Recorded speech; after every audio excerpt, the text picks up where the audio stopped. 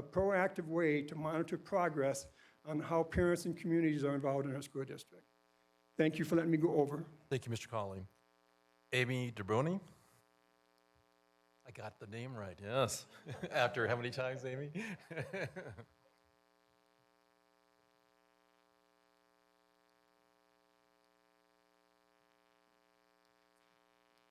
Evening. Do you want me to wait, Tammy?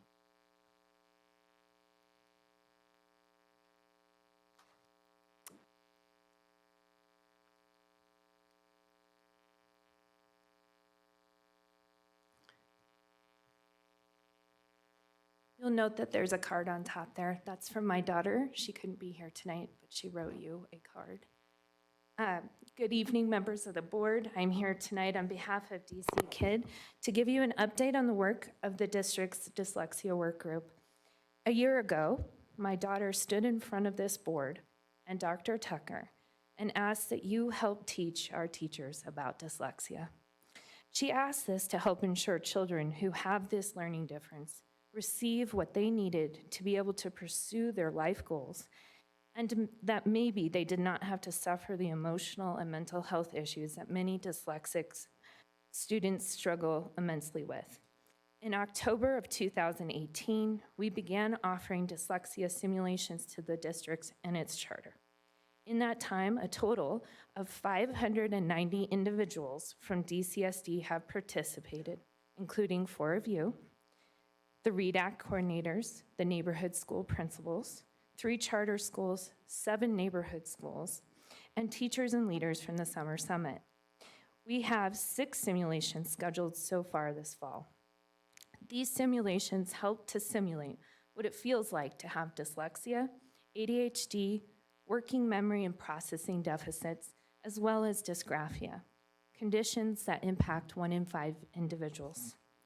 Since January of this year, and under the leadership of our new Chief Academic Officer, Ms. Gross-Taylor, and her team at CPIG, they have put forth a truly amazing effort in what can be held up as an ideal in collaboration with us at DC Kid. And while I don't want to underemphasize the amount of work left to do, and much of it part of the strategic plan for the district, the work is already notable and commendable. For example, the team has created a dyslexia plan for the district as part of the overall strategic plan. They have streamlined communication by assigning a dyslexia contact for each school building and publishing a DCSD Dyslexia Digest monthly starting in September. They have developed professional development, which includes guidance on saying the word dyslexia, one of our big asks, and identifying students with a dyslexia profile. They are developing a dyslexia support protocol with a consistent process and language across the district for identifying students with a dyslexia profile. They have trained at least 1 person in Orton-Gillingham through a 1-week class in every neighborhood elementary school in the district and are developing a consortium to continue to support and mentor those trained. Recently, while Dr. Reagan, the district's new dyslexia contact, was presenting to teachers, the parent volunteers who came to help, I'm almost done, facilitate the simulations were demonstrably moved, stating, "Wow, am I hearing this right? Can this be?" with tears streaming down some of their faces, admittedly, mine included. We know that making changes within a district this large is like trying to move a ship the size of the Titanic with a piece of floss. However, we look forward to working towards it continuing to move in a good direction. We will continue to partner and support the district in the work ahead. This work is meaningful to us as parents that have watched our kids struggle, and it continues to be so. Thank you. Thank you, Mrs. DeBroni. So we will conclude public comment at this time. The next on our agenda is adoption of consent agenda items. We have 4 items. One is to adopt the 2019-20 Master Capital Plan, the IGA between Elbert County and the school district, the IGA between the Douglas County Clerk regarding the coordinated election. We will be removing item number 12, Board Directors, for further revision. So that item will be removed for a later time, probably in September. And then also the resolution authorizing the acquisition acceptance of certain real property. Those items are on our consent agenda. Is there a motion? Move to approve. Second. Motion made by Vogel, seconded by Holtzman. Any further discussion? Seeing none, let's vote. Chancho Shore. Aye. Holtzman. Lemieux. Aye. Lung. Ray, aye, and Vogel. Aye. Next on our agenda is the adoption of the unofficial minutes. I move to adopt the unofficial minutes. Motion made by Holtzman, seconded by Lemieux. Any further discussion? Seeing none, Chancho Shore. Aye. Holtzman. Aye. Lemieux. Aye. Lung. Ray, aye, and Vogel. Aye. Okay. Next on our agenda is the Superintendents Report. Dr. Tucker, I understand we have a couple of items that we're interested in, but we will turn this time over to you at this time. Thank you, and I will be very thorough and as brief as I possibly can, along with a couple of my colleagues. 3 things to talk about. As we've expressed to the community, the school district, the board, and the entire school district are very grateful for the opportunity to partner with our county commissioners to address the physical safety of our school district as well as the mental health aspect of it. As we know that the monies will be made available via applications, the commissioners have been very clear. The school districts will make applications as a whole. Our charter schools, private and parochial schools throughout the entire county will make individual applications, meaning that our charter schools will draft individual applications for monies to address some of the needs that are in their respective buildings. Also, through the passage of 5A and 5B, particularly with 5B, we're taking care of some bond needs for all of our campuses throughout the district. Mr. Cosgrove and his team did a wonderful job in identifying some of those things. So the money from the county commissioners is greatly needed. I'm going to ask Mr. Knight to talk a little bit about what the IGA looks like. That's the intergovernmental agreement. Some of those things, because of safety and security reasons, we cannot articulate exactly what they are. We're going to keep the conversation at a very high level as it relates to some of the safety and security things. And so it'll be a joint intergovernmental agreement, one application for both mental health and physical security. Mr. Knight, talk a little bit about, if you would, the physical security. Thank you, Dr. Tucker. Board, we have been working with a group of folks that came from the 2 county commissioner breakout groups, one for physical safety and one for psychological safety. On the psychological safety front, we're looking at anything from school climate surveys to where we're asking students about how they feel about the climate in their building, social emotional learning curriculum so that we're teaching students, curriculum for suicide prevention and assessment training, crisis response preparation. So 2 or 3 different systemic curriculums that we would have across the district, as well as the funds to support the training.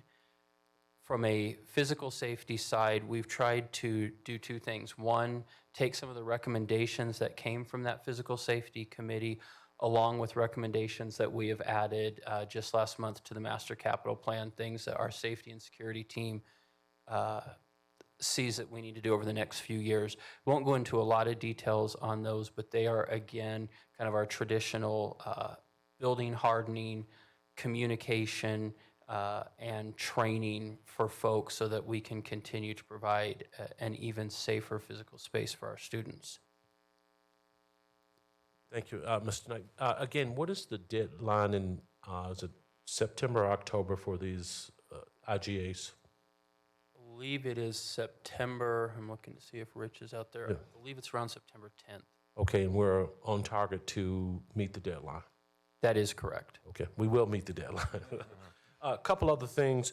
The board has emphasized through its sub-ends and also with conversations with me during my evaluation that we continue to have school climate surveys. So on the mental health end, we will utilize some funds for school climate surveys, also funds to support a marketing campaign of what we're doing, again, at a very high level with our standard response protocol, which we use throughout the district at all of our campuses here. Then also expanding text-to-tip as well that we use here in the district.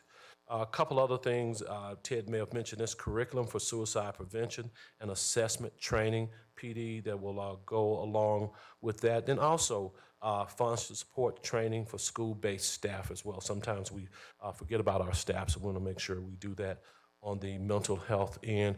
And real quickly, I had the pleasure today of sitting on a panel with 5 other superintendents across the state, and we testified before our lawmakers. There's a committee of lawmakers that represent both houses about school safety, and they wanted to know what was the state of security across the great state of Colorado in our respective schools and what they could do to further increase security. So we're very pleased that the state is interested, and we also asked for additional funding as well.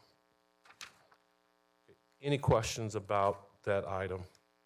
Well, Dr. Dyer, I just want to, I know I had a chance to talk to some of the commissioners, and I just want to express our gratitude to them as well for understanding the hypersensitivity that we have around sharing details about our safety strategies.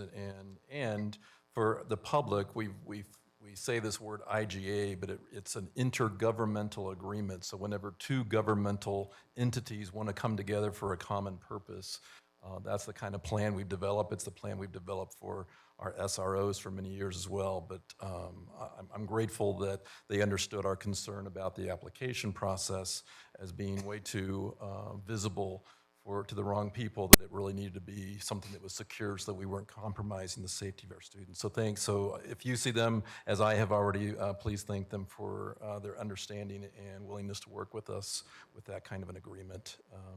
What else? Questions, Director Lemieux? Thank you. I'm going to ask about communication. I'm getting some questions from schools around me, from SAC families that are wondering if they can request the district for certain things for their schools. How is that being communicated to our school leaders so they can let their school communities know that this is going to be an application made by the district rather than individual school bases, with the understanding that we have absolutely no control over who gets that funding? That's 100% up to the Board of County Commissioners, and we have no control over it, and it's 101 schools that are all going to be applying for it. So what kind of communication do we have going out about that? Okay.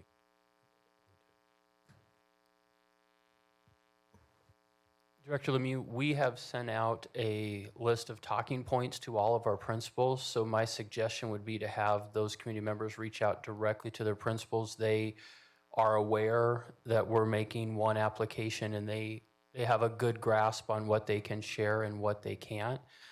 So they're well informed about how we're moving forward. And we have another district leadership team meeting with all of our district leaders, and many of our charter school leaders do attend DLT. And the top thing that I'm going to talk about when I address the group is the application process, the status of the application process, and we'll certainly emphasize a couple points that we will continue to figure out along the way. Other questions? Director Lung? I have the honor to talk to commissioners on the weekend, and I do tell him how grateful it is for the opportunity to apply. I get a couple questions from some of the community.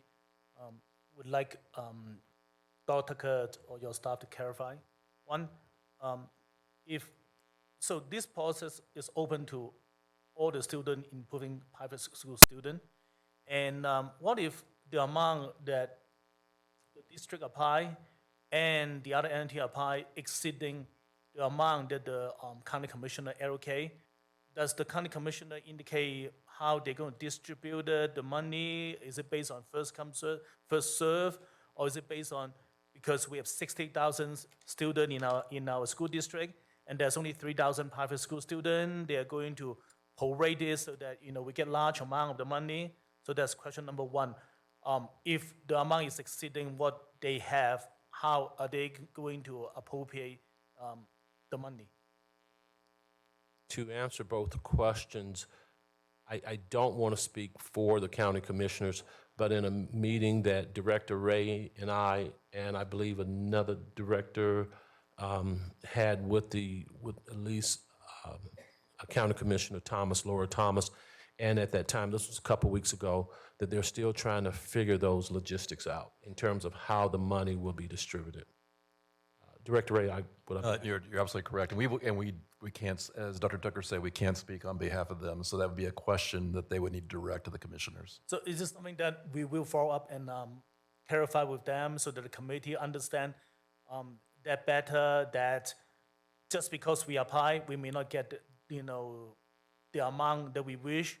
And I think there's genuine confusions and see who is in charge of this, which Director Lemieux pointed very clearly that it is in the ball of the county commissioner. We can apply, but we have no say whether we're going to get a dime or $1 million or 10 million or things. So I think the committee need to hear from us, because there's genuinely confusions that whether we will apply, how much we will apply, and who's going to get how much. We're definitely going to apply. We're definitely going to meet the deadline, and we definitely can use those resources in our school district to complement, again, the community's generous support of 5A and 5B in terms of the distribution. Again, I don't want to comment on that. However, my expectation is in the next couple of days and weeks prior to submitting the application, we'll have a better handle on how the money will be distributed, whether it'll be distributed based on the size of our district versus independent, parochial, private, and our charter schools. Any other questions for Dr. Tucker about this topic? All right, Dr. Tucker, you're on for the next. Yes, I want to talk about a couple things here, and I'm going to be very quick, and I do apologize that they happen to dovetail with some of the comments that some of our speakers made. So I don't want anyone to think that I'm addressing their comments now, but these were things that I wanted to talk about. First thing, the strategic plan. I've had the fortune of being involved as a teacher and in various roles in strategic planning, and you've heard me say on multiple times, I've not been in a district where we have garnered this much input, where the process has been so thorough, and we've respected and honored the input of all of our stakeholders. And again, that's a big thank you to Marlena and her staff, all the administrators and teachers, and really the whole family, the whole village here in Douglas County for your input. And I think that deserves a huge celebration. It's been nearly a decade, probably longer, since we've had an opportunity to have a direction in terms of how the entire district is moving forward. We have the pleasure of the board setting that direction in your end goals that really was the impetus. It gave us a tremendous start to begin our strategic planning. And we're fortunate. We're in a great school district, a great county. Do we have our challenges? Do we have all answers? No, we don't. You heard that tonight. But it's time to celebrate our direction. It's been a while since we've had a unified direction. So on September 20th, we're going to roll out our strategic plan, and we're going to invite all of our teaching staff, support staff, administrative staff, board, what have you. And we're going to do this at the Pepsi Center. And some of you are going to say, oh my God, you're doing this at the Pepsi Center. Folks, we have tremendous business support, tremendous corporate support that has been untapped here. And that's not a negative statement. I'm not saying that, we've gone years and haven't capitalized on it, but I can certainly tell you we're going to capitalize on it. We've raised over $18,000 to launch to date, and we still have until September 20th. Is that correct, Marlena? So that's going to cover the discounted rate of the Pepsi Center. And I want to be real clear with folks, it's going to be $9,200. We've already raised that money, and any money over $9,200 will go towards the celebration and really celebrating all of our heroes, especially our drivers. To date, 130 plus drivers have signed up to drive our staff to and from the Pepsi Center. So September 20th, 9 a.m. Yes, that's a round of applause, yes.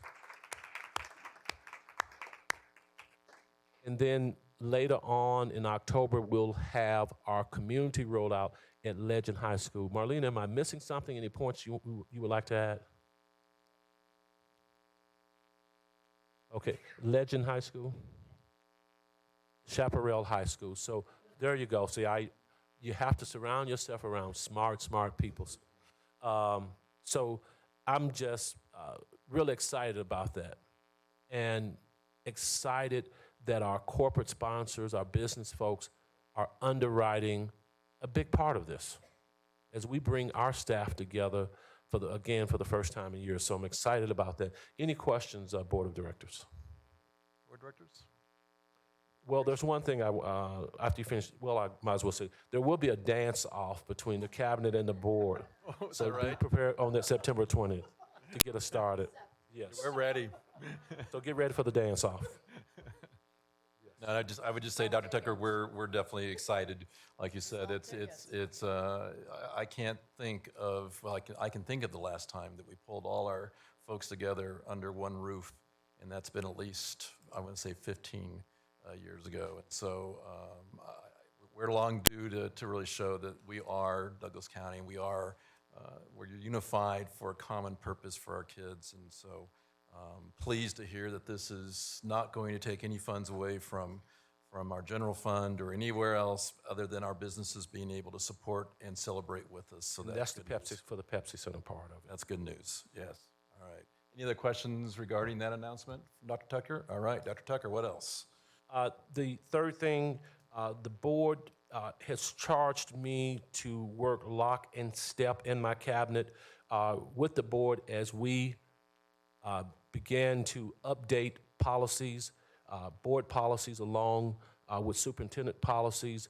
And we had our retreat on August 14th, and our outstanding legal counsel here led us through this exercise, looking at superintendent's policies under Section A, B, and E, and we spent almost 2+ hours looking at those policies, providing feedback. We did have those policies in advance, and so we came prepared to give feedback. And speaking of business partners, Charles Schwab allowed us, we're building that partnership, allowed us to use their facilities for the day free of charge. And so they're opening their arms up to us. So if you know anyone who works for Charles Schwab, tell them thank you. Very good. Thank you. And so we went over those policies, and I'll turn to Mary or any cabinet members if they would like to make any comments about our time looking at policies. Mary? The only comments I'd add to Dr. Tucker's comments is that the cabinet is looking very closely at reviewing each of the proposed CASB superintendent files consistent with the board's recommendation in adopting their policies, along with also considering what input needs to be received from appropriate interested persons who are leaders, or if it's a personnel policy, where it needs to go to get appropriate vetting before a final adoption by the superintendent after the cabinet's recommendation. Just to add clarity for those that are live streaming or in our audience, so we really have two sets of policies. One are board policies that are under our authority in terms of approval, revising, updating, adding, and there's policies that we've delegated to the superintendent that are more operational in nature around evaluation of personnel, instruction, and so this process has really been very revealing for us to say that we know there's some policies that we need to make sure we continue to oversee, but there's a lot of policies that were being supposedly overseen by this board that shouldn't have been, because we put that trust and delegation in use. So that's the work that's being done. Pleased to hear that the cabinet is on board with this as well. And I kind of laid the gauntlet down saying, hey, we're ahead of you guys. And so look like competition works. Kind of. So we're pleased to hear that you guys are working hard to, as well as to help clean this up so that we can really have clear direction of how we run this organization. So thank you. Dr. Tucker? Yes, now we may pull slightly ahead of the board because every Wednesday from 1 to 4 and sometimes from 1 to 5:30 or maybe 6, correct, Ted, we have we have our cabinet meeting. And so a new standing item on that cabinet agenda would be to look at our policies, to update those. And so we will we'll take a look at those policies, update them, give those our comments to Ms. Taylor, and they will be available to the board. Very good. Okay. Good to hear. Anything else, Dr. Tucker? Yes, and I want to be very sensitive in saying this, because again, this is not any reaction to what has been said. You know, when I talked about the strategic plan, we have a very giving community, but we also have a very caring community, and it starts here with this board, and it starts with our teachers, support staff, and all of our colleagues, and we want to make sure we do everything right, and we work hard each and every day to do what's right and to do what's in the best interest of our students. And I want to, thank our community for that. And as a superintendent in my seat, we're just compelled to want to make sure that we care for our folks, but we get accurate information out. And so it's important that our community know, our folks who are here and the folks who are live streaming, that parents can come and administer medicinal marijuana to kids. And we've heard, and I've spent a whole lot of time on this, and I will spend as much time as needed to understand this. So parents and caregivers can come and provide THC. Now, I've studied more about this stuff than I ever thought I would. I certainly didn't study it in superintendent school. I do it because we care about our kids. Eagle County is often mentioned as the only school district. There are 178 school districts in the great state here of Colorado. Eagle County is the only one that allows staff to sign a waiver of responsibility from the school district to administer cannabis. It's CBD. CBD has 0.3% of this of THC, the part that gives you a high. That waiver, that policy in Eagle County does not include THC. The issue here is whether or not Douglas County School District or the other school districts in the state should allow staff members, folks other than parents, without the supervision of nurses, to administer THC. Big difference between CBD and THC. Thank you, Dr. Tucker. Next on our agenda is to move into our study work session. First item under that is our parent engagement update. Mr. Knight, is this your agenda item or someone else presenting today for us? The parent engagement update?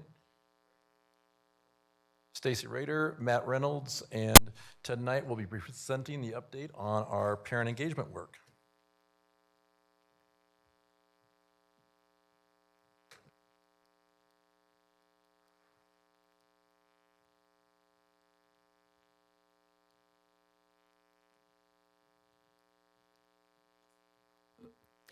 Good evening. Good evening. I'm going to get us kicked off. I'm going to talk high level about parent engagement, what we've been working on over the summer primarily. Then Matt and Ted will jump in to talk more specifically about SAC resources as well as our parent complaint process.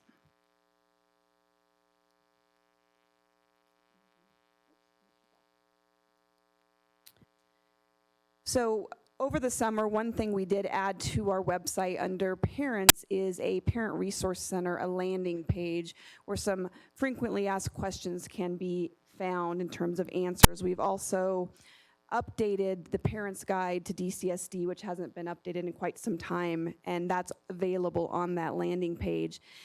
This idea came in part from discussions with the DAC back in January. We did some table topic discussions where we asked DAC members if they could choose a top 5 or so resources for parents and also for SACs, what would they be? And we took a lot of that information to create this landing page, which will continue to be a work in progress. I don't know if I can show it. Let me see.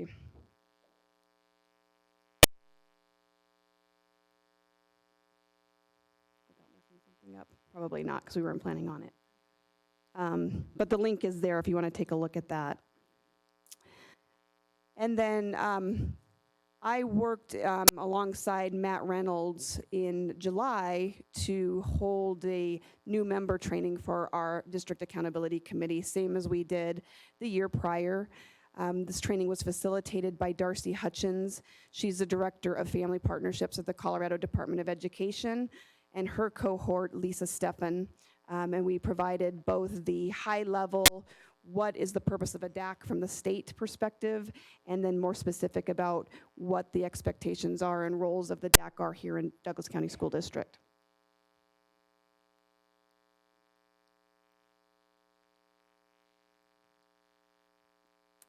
See, and I knew I'd break it. There we go. Okay. We have also launched the application, and I use the word application loosely, for the Leaders for Douglas County Schools cohort that we talked about many months ago. We are looking at this as an inaugural year to see what type of interest we have. We launched the application last week specifically to our current SAC members, so that those who are already involved on the SACs of their schools have first dibs, if you will, to get into this cohort and learn even more and get even more involved. This week, here in the next 2 days, we're going to be launching that to a wider net. This cohort is really meant to help anybody who wants to truly dig in and understand Douglas County School District the opportunity to do so. It's a 9-month cohort. Each month has a different 3-hour class with a different focus. So we'll go from DCSD 101 to safety and security, to assessments and student data, and on and on. So it will be very in-depth. The idea with this being the first inaugural year is that it will be a first come, first serve basis. So versus application, it's really registration. And that's going to be limited to 30 participants for this first year. We also partnered with Skyridge Medical Center once again to relaunch Parent University.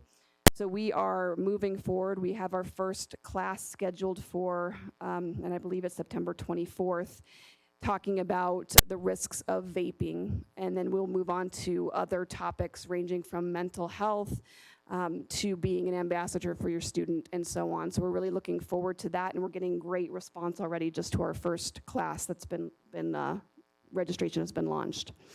And then we also partnered with Skyridge to further promote DCSD's mobile app. DCSD did launch a mobile app about a year ago, and now we're really getting that out to the public and making sure that they know about it. The app it works best with schools that are using School Messenger for their website. So a little close to half of our schools are doing that right now, and we're encouraging our other schools to come on board.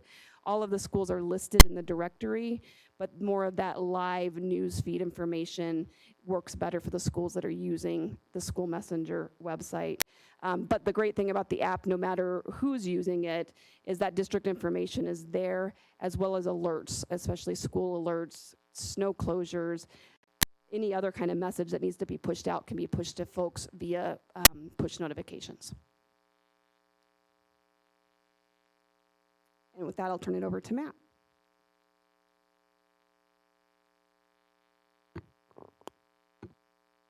Good evening. Thank you for letting me talk about SAC tonight. So we've done a few things since the last time we convened on this very subject regarding school accountability committees. One of the things that we wanted to do is, an ask was, let's provide more information. And we started with the DAC, the District Accountability Committee. And as Stacy said, we brought it to them to say, what are some resources that you would find helpful for school accountability committees, because they're a link to our school accountability committees. So they gave us some suggestions. And one of those was to clean up our website, to make it more user-friendly. So that was one of our things to do was, let's go through and let's redesign the website. Let's clean off some of the old resources and update it with resources that are current, that are active, and there are things that are more related to what's actually happening. So we've done that, and it's linked there. Stacy was the first one to give that a trial run, so I know it doesn't quite work on the PowerPoint, but it does on the full address. We also provided some training videos. The ask there was, with training SACs, it can't be one event. In years past, we'd relied on the forum to provide that introduction training and in-depth training for our SAC members, but not all people can attend that. So our idea was to provide multiple modalities to provide training. And so one of them was just an on-demand video. They can go to the website, they can click on it, they can listen and hear about School Accountability Committee in general. And then we provided some very specific subjects based on the recommendations from our District Accountability Committee. So we have those there. The one that's forthcoming will be budget, and that'll be timely in terms of getting that out in September so that when they start working on that later on in the fall. We've also updated the handbook. The handbook, as it was constituted before, had information in there that was outdated, so we wanted to update that. So that was one of the things that we did as well. Training. Training was the other aspect that we wanted to kick off, and specifically we wanted to target our leaders. We have a variety of different trainings that we have in mind, and we actually did our first one last week at the district leadership team meeting, is to provide an overview of SACs, really, for district leaders, and have them dive into the bylaws and really connect with one another as building leaders to share ideas, and that'll be a recurring theme with our training. We will have further trainings at future DLT meetings. We've got unified improvement and budget will be two of the things that we do cover. And really, we want to start having a global conversation about parent engagement, customer service. It's really going to be something else that we want to talk about in addition to just SAC, which I think is something that we've looked forward to be proactive at how to engage with your SAC or your school community in a positive manner. We'll also have a survey in the spring. So we're being proactive with the training aspect of it, but we also want to survey the SACs in the spring to find out what have they done this year in terms of responsibilities, what are some of the things that they didn't touch on this year, and what are some additional supports that we can provide. We're also going to explore some additional ways to monitor the process for our SACs and to reach out to find out from our DAC members and other SAC members, what can we do to support this process, and where are there gaps in our support so that we can make sure that we give them the information that they need to proactively work with their school. We also are going to have some regional trainings. The dates are up there, which are open to our SAC members district-wide. They don't necessarily need to go to the one in their region, but we wanted to provide some areas that were close to them if they could make it. Again, the idea here is to provide an overview for SACs, give them an opportunity to connect with other SAC members and also their building leaders. A welcome letter and welcome email is something that was sent out, I believe, on Friday, just providing our SACs with some information based on the contact information that we have. We've asked schools to update their contact information for SACs so we can continue to provide that, not only through our District Accountability Committee, but also we can provide communication to them as well. With that, I'm going to turn it over to Ted to talk about the complaint process. Good evening, directors.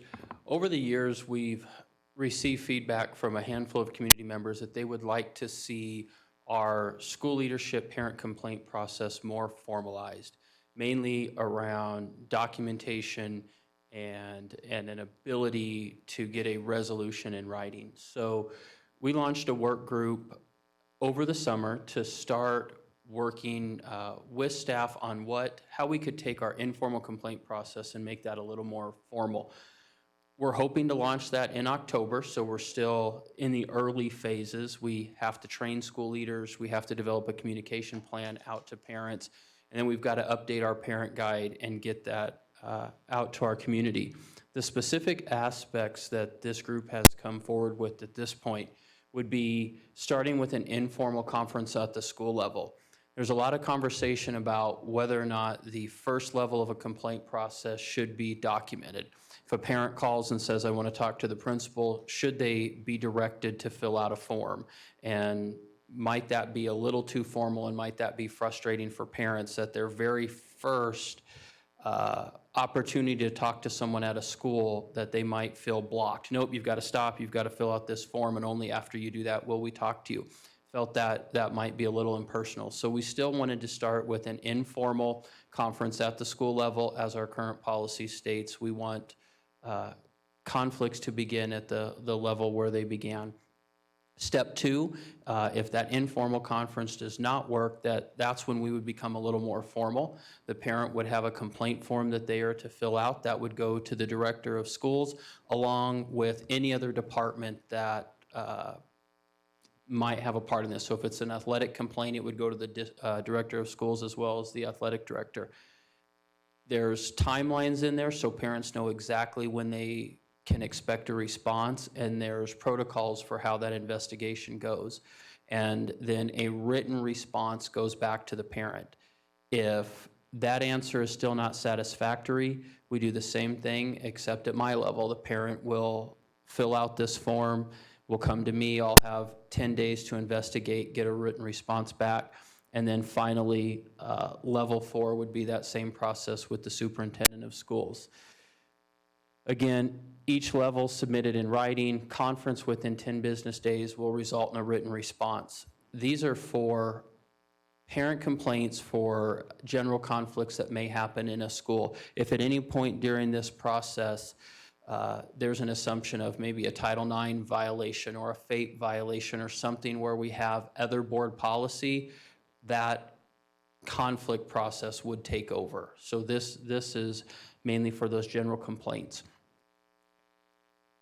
These steps were arrived, again, by a collaborative group of staff members based on feedback that they've received from community over the years. We did run this by a community member who's given us some feedback along the way, someone who's very passionate about this subject. Like I said, we're at a point now where we've kind of got a rough draft and are ready to take feedback before we roll this out towards the end of first quarter. And all three of us are now available to take any questions that you may have. All right, very good, thank you. The three amigos for the update on parent engagement. It's really definitely exciting to see how we are really actively pursuing parents and giving them many different pathways. I know I have some questions, but I'm going to defer to other directors. Questions about the presentation. Director Lemieux. Surprise.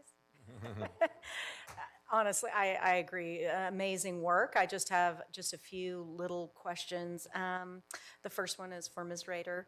On your parent guide, looks awesome. I was actually able to look at all the links that you had in the presentation, except for the parent guide. So I would love if you could to send me that link. I don't know if my colleagues would like that, but I'd love to see that parent guide. But are hard copies available at all of our schools of that parent guide as well? I know some old school parents like me love the hard copy stuff. Are we providing hard copies to parents as well, or is it just electronic at this point? My goal is to do print. I wanted to wait till that complaint process was finalized so we're not doing it twice just to save some money. I would also love to do it in English and Spanish, so doing some of that. Yeah, Awesome. so that's the plan. Love that. Thank you very much. Mr. Reynolds, thank you. I have no questions for you. Great job. I'll let our DAC folks ask questions about that. But honestly, I cannot tell you how much I appreciate those videos. They were great. And then, of course, Mr. Knight, if you could, on the documentation, is there any documentation of the informal step 1? It's a little concerning that that might just be a conversation. Are we expecting any type of maybe signed, yep, I talked and everything's fine? What are we doing any documentation at step 1? At this point, we're open to feedback, so I think we could, whether it's a note in Infinite Campus or just some documentation so that we can keep track of themes. I think we could pull our building leaders together and see what makes sense at that level. And I know at one point we had a call-in system that automatically documented everything. Do we still use that system, or is that something that Not way familiar with that. a while back? Okay, That was, okay. And then on steps 2 through 4, I did see that there is documentation. Are we going to have a form that is consistent throughout every single one of our schools? Yes, so it's one consistent form, and the committee created it based off some exemplars that are out there in other districts that they're using that asks a lot of pertinent information. Again, trying to not be too onerous for parents. We don't need them to take a half an hour to fill it out, but the ability for them to give us all the information that we need to do a thorough and full investigation, and then again, similar form for a response back. Fabulous. And then my final question is, I'm hearing parents, administration, nothing from the student. And I'm assuming if there's a complaint, it's because there's a problem with a student. How are we getting voice from the students in this documentation? So a lot of times that happens through that conference with the parents. Quite often we'll bring that student in.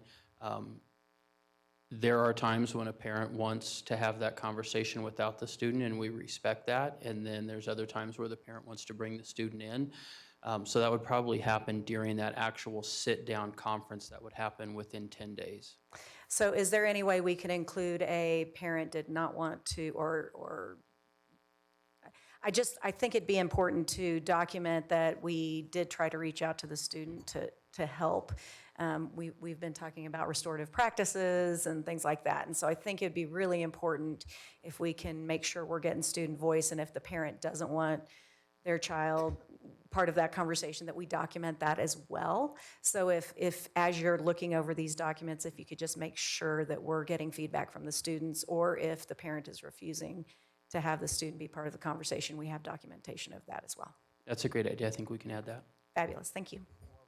I'll just insert that I know I've had conversation, well, Director Lung and I had conversation with our leadership of Student Advisory Group about how to have a parallel system for students in terms of a complaint process. And really want to rely on them to come up with a similar system that says, what does level 1 look like for you? You know, who do you trust to be able to really sit down and share, you know, what it is that you're feeling that hasn't been heard? And so I agree with Director Lemieux. I think we definitely want to incorporate that in, but I also want to use our Student Advisory Group because I think they're excited about that as well, of really helping us understand what kind of steps they go through to deal with that process as well. So I think work to be done, I think.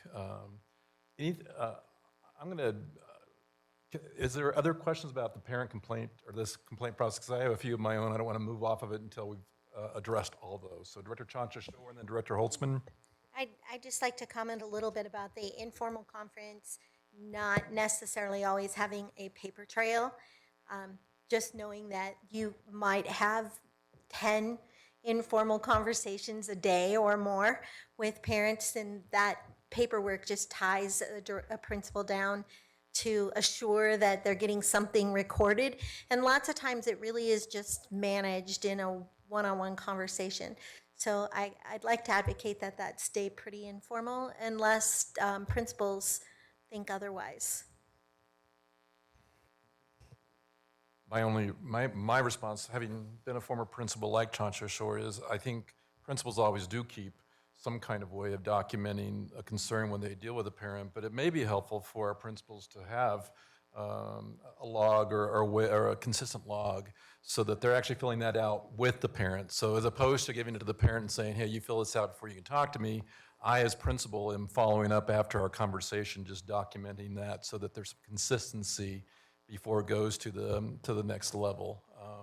I think that's what we're wanting, and I applaud the efforts so far, and that's a systemic way that's consistent across the board, because I think that's what we heard from parents, is that's not always clear. So, other questions from Chancha-Shore, then Director Holtzman? So I can go ahead with the parent complaint process, and then I have one for kind of all of you at the end. But I appreciate that you guys are being thoughtful about not necessarily making parents fill out paperwork to just go have a conversation with their principal or the teacher.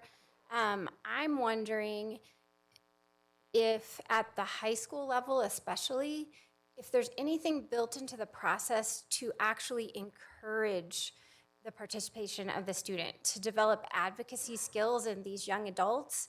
I guess in my mind, that's an obligation that we also have that for me, at the high school level, I think a student should be involved. Obviously, if they would like their parent there with them to help with that, I think that's appropriate, but I guess I'm looking to the experts to see if you think that that's accurate, to see if you have put anything into the process to encourage that at the high school level. I think that's great feedback, and the committee would agree with you. As students grow in age, we want to see them advocate, and I think we could make that part of the process, that's our suggestion. And of course, if a parent disagrees with that, we would honor that, but at least we could state that was our hope.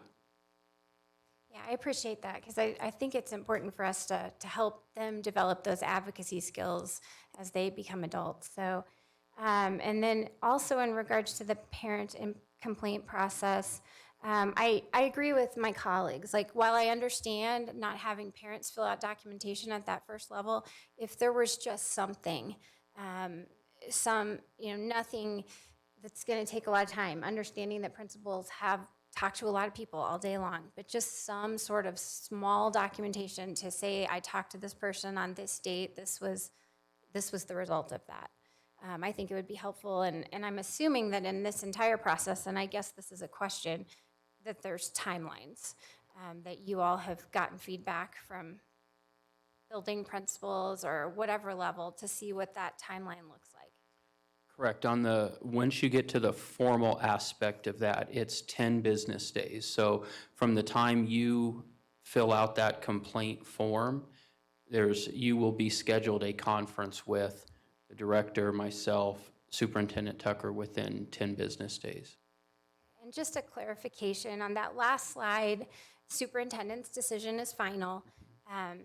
Very accurate. We also have that policy right now, policy KE, that would allow a parent who is not satisfied with the superintendent's resolution to then appeal to the board. I'm assuming that would stay in place.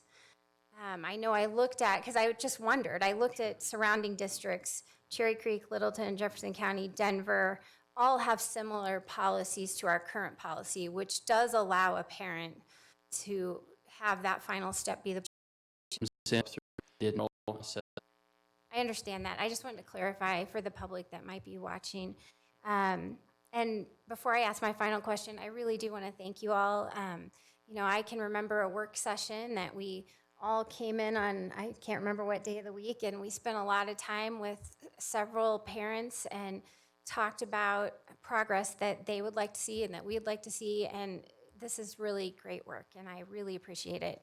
And my final question, and Ms. Rader kind of already addressed this, when I look at this and I think about the schools that I visit and the growing English language learning population and families that speak all different kinds of languages, and I think that demographic is only increasing in our district. I was happy to hear that you're thinking about that Spanish translation for the parent guide. What else, just for the people who are listening, what do we have translators available? What else do we have for families who might need help with communication? What do we have for them?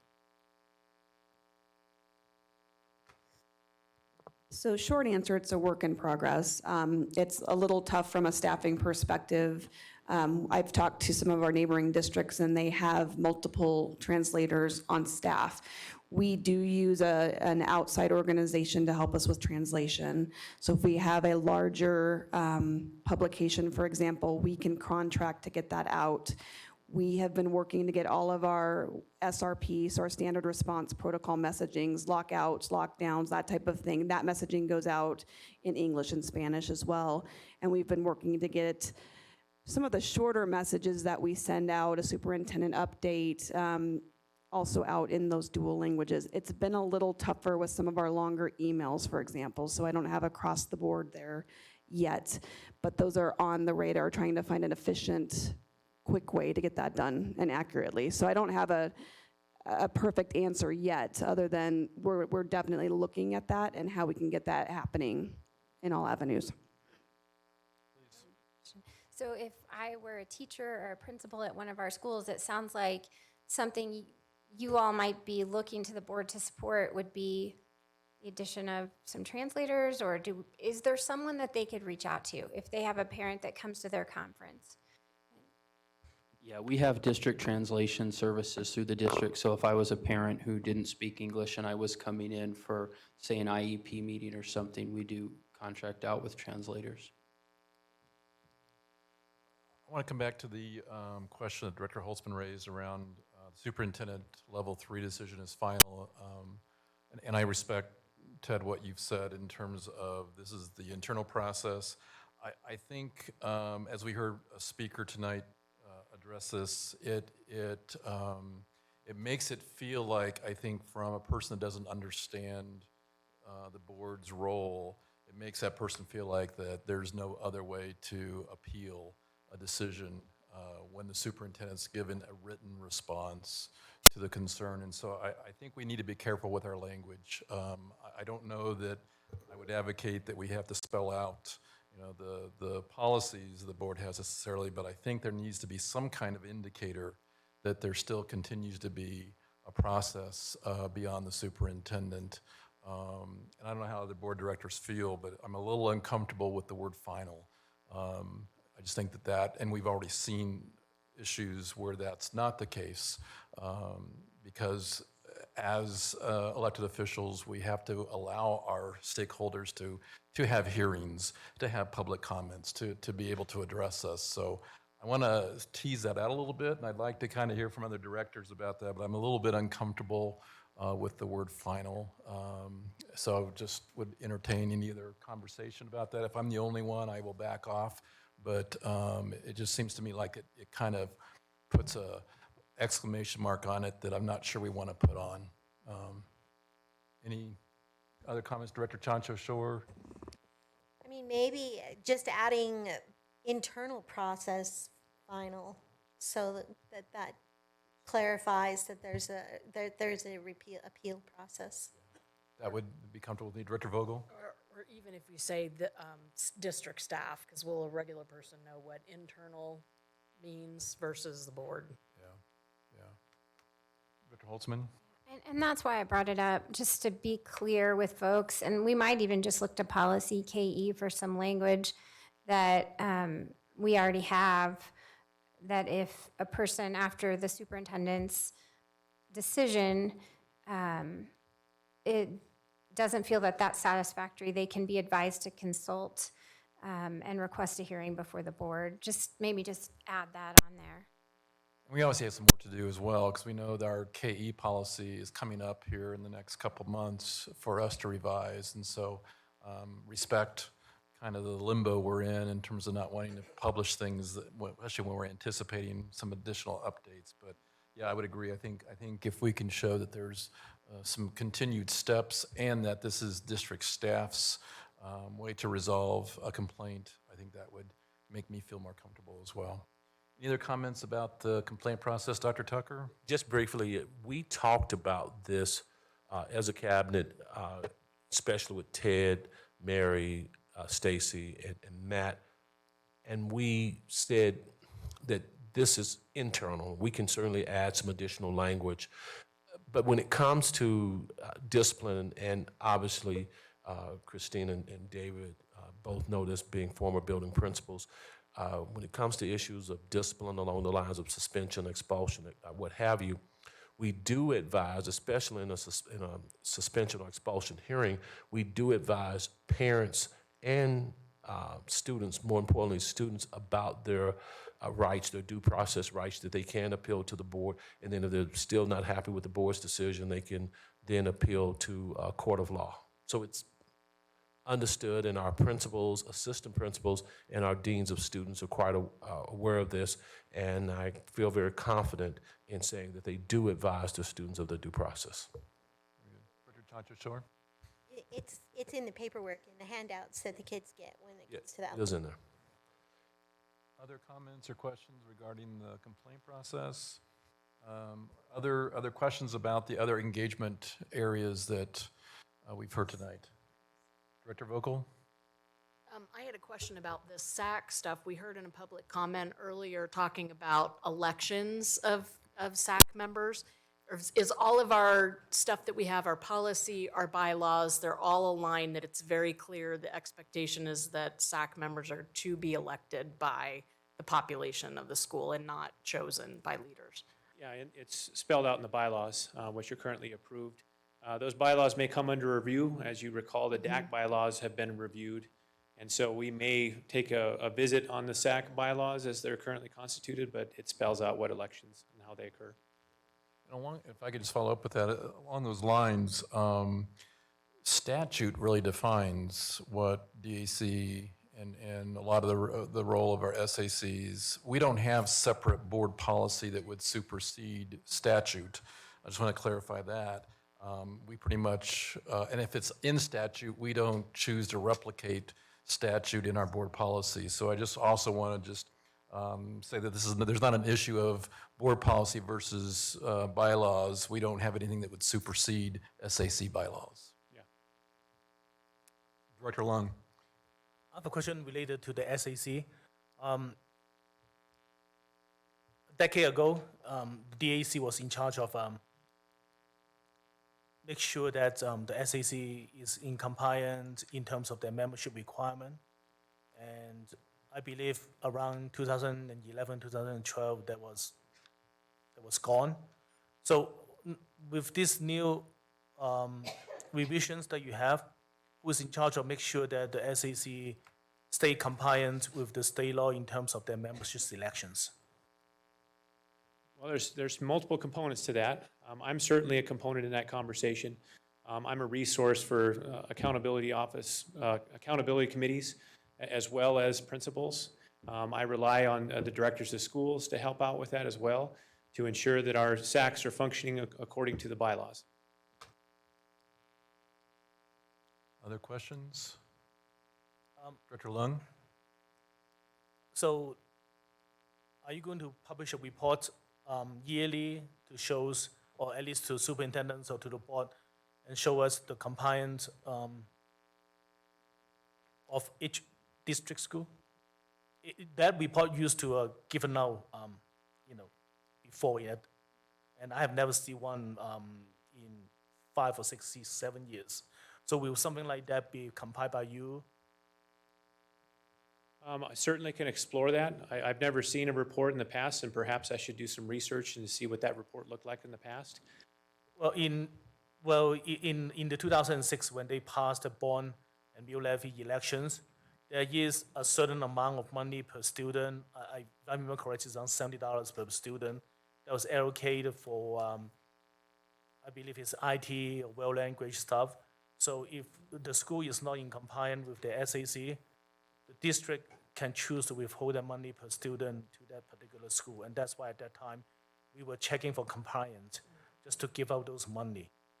And I think it's important to bring back a report to the board so the board can have some ideas. What is the compliance issues of the SAC in terms of it comply with the state law?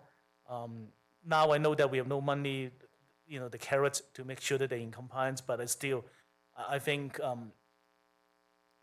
make sure that parent engagement is an important for this district. I'm sure there's a highest priority for many of us.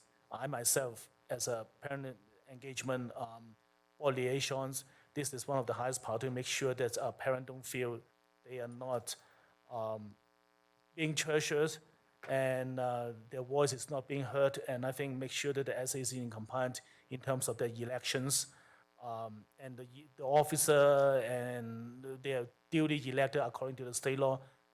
I myself look at that as very, very important to make sure that the parents feel empowered again. So I myself would love to see a report like that yearly. And I know Mr. Smith, CFO, had some comments about the financial question you raised. Director Lung, your recollection is correct. There was a $60 per student allocation on the SBB.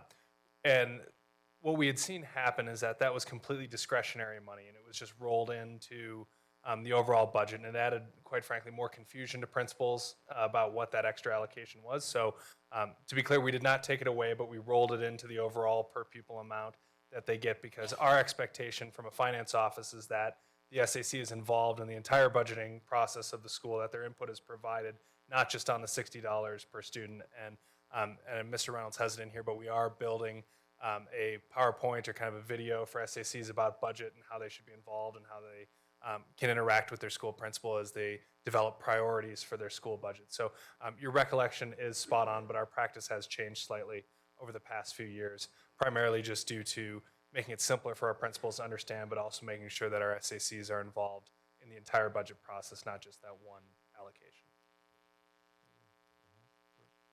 All right, very good. Well, again, to the three of you, thank you. Mr. Knight, I think the only loose end I see is if we could get a follow-up regarding the complaint policy. I think we'd all enjoy seeing some of the forms and just, some of that more defined as well, so that we understand what a parent goes through or is intended to go through before there's possibly an appeal to the board. So that'll be our next step. And last comment, Director Lung? Well, again, I want to thank you very much for all three of your works because, I mean, throughout the summer, I know how hard the three of you are working together on this. And I want to thank from the bottom of my heart that, you three are spending a lot of time on this. And one thing I do want to follow up is that yearly compliance report for the SAC, because I want to make sure we know how many of them complied, even though we don't have the carrot of $60 anymore. But I think it's still important to show the parents and committee member that we care. Very good. All right, very good. Again, thank you to the three of you. The board's going to take about a 5-minute break, and then we'll reconvene at 5 till 8.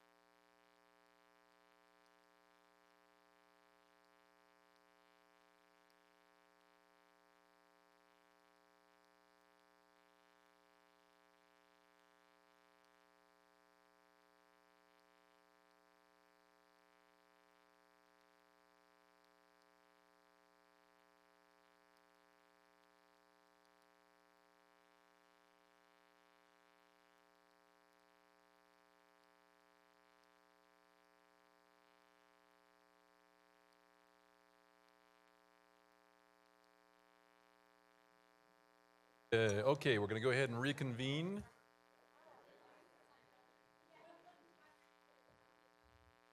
We will reconvene our meeting at this time.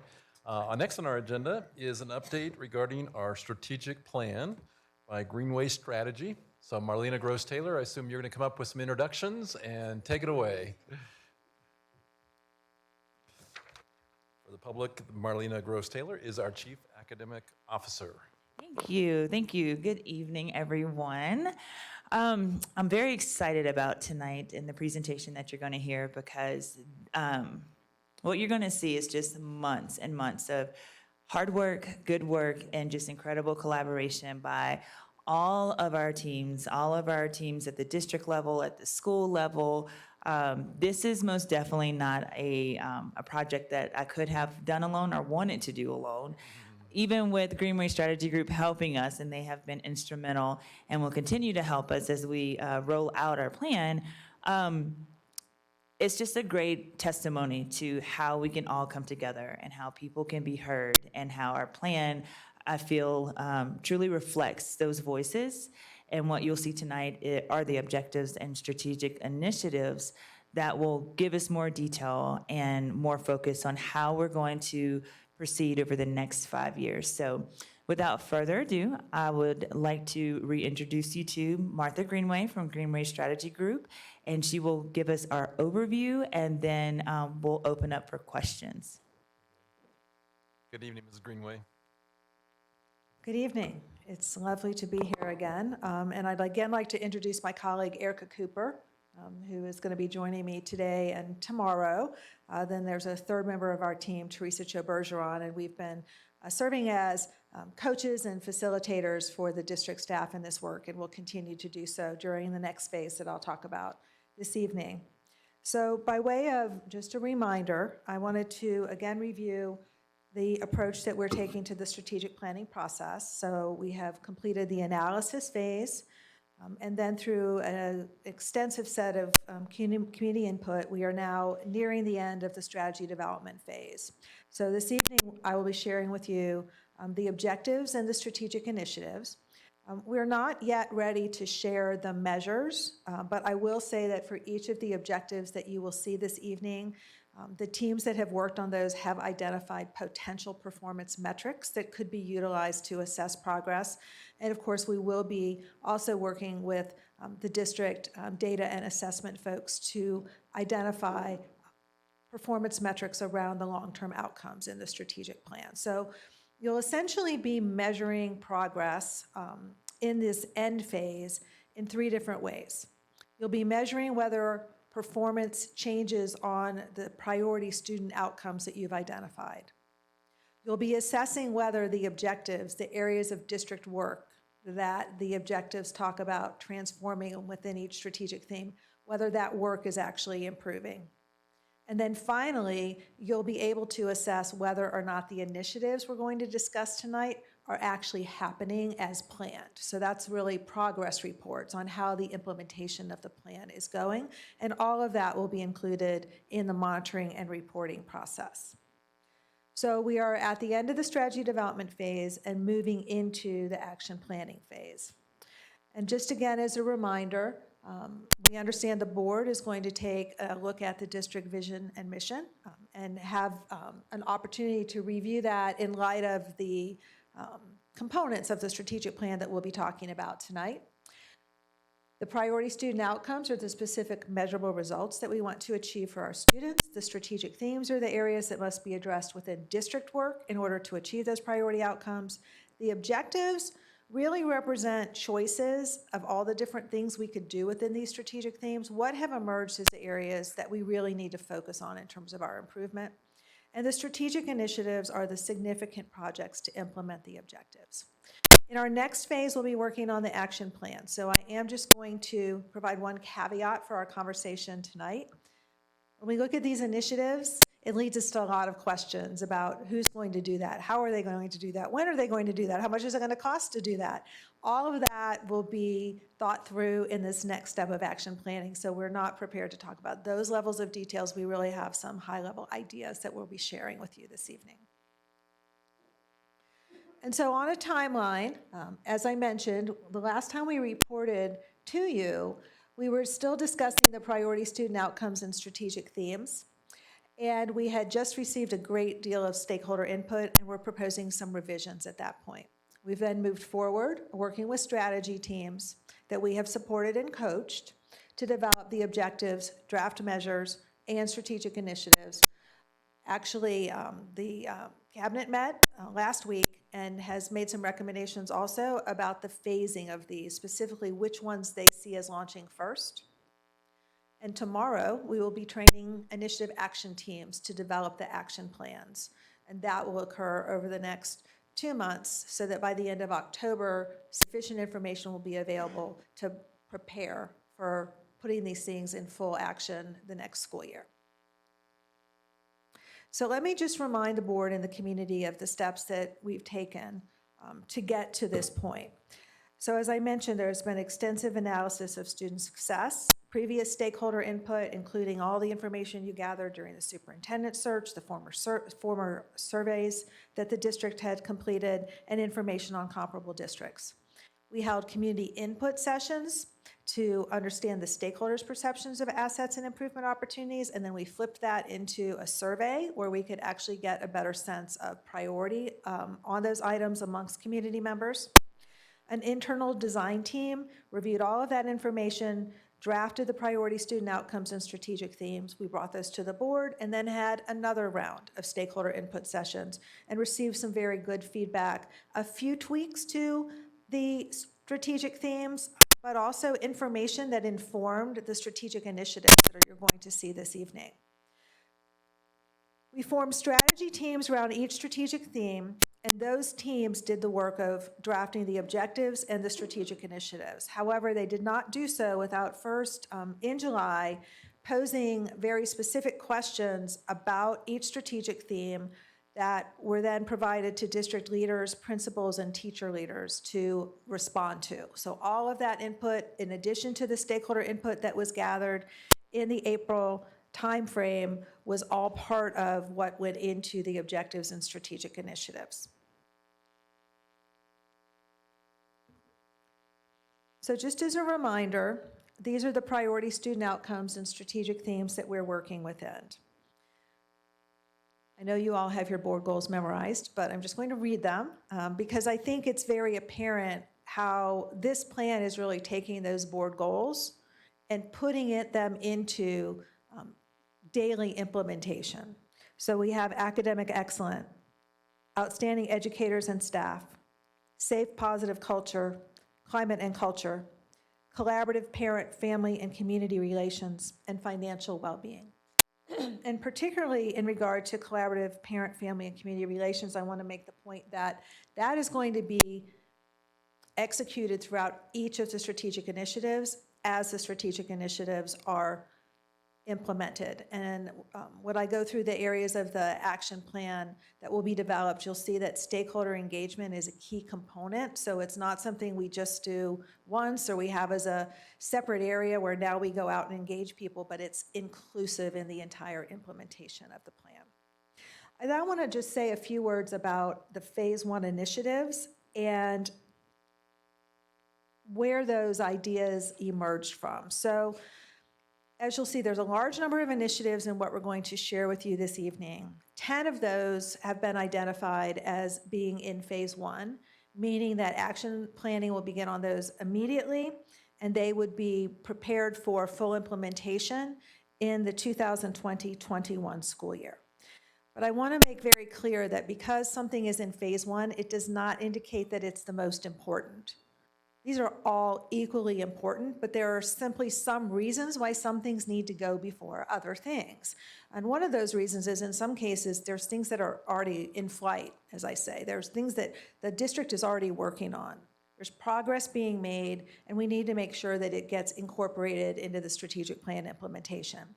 In other cases, there's a sense of urgency based on the stakeholder input and expectations and other opportunities that are happening in the district that we really want to take advantage and show that we're making progress in these areas first. And then finally, some areas simply have to get done before other initiatives can happen. So there's a natural sequencing to some of this. So those were all factors that were considered, in addition to the fact that we can't expect the same people to do too many things at one time. So as you'll see as we unfold this, there is one initiative that's already underway and the board has directed that is a really significant lift for the human resources staff. And so we don't want to deploy a lot of other things that are going to require their attention, because that is really got to be a priority, and that's going to be somewhat all-consuming in terms of new and additional work. So that's another thing we have to consider, as well as the impact on those in the schools that are going to have to implement things. We don't want to load too many things on our teachers or too many things on our building leaders. So I know that this is difficult to see. It is posted for the community, and it is the one that says final version 2. And so we have for each of our strategic themes between 1 and 3 objectives.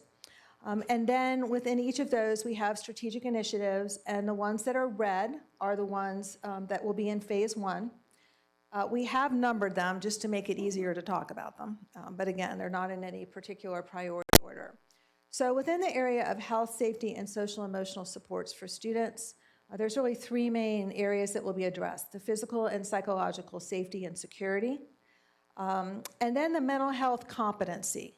And so that's, I'm kind of shorthanding this, but what we heard a lot from your stakeholders, which is not something we hear everywhere, is that the student well-being, fulfillment, the whole child focus is equally as important to academic achievement. And it's very important to your community. And so we have an objective that really calls that out.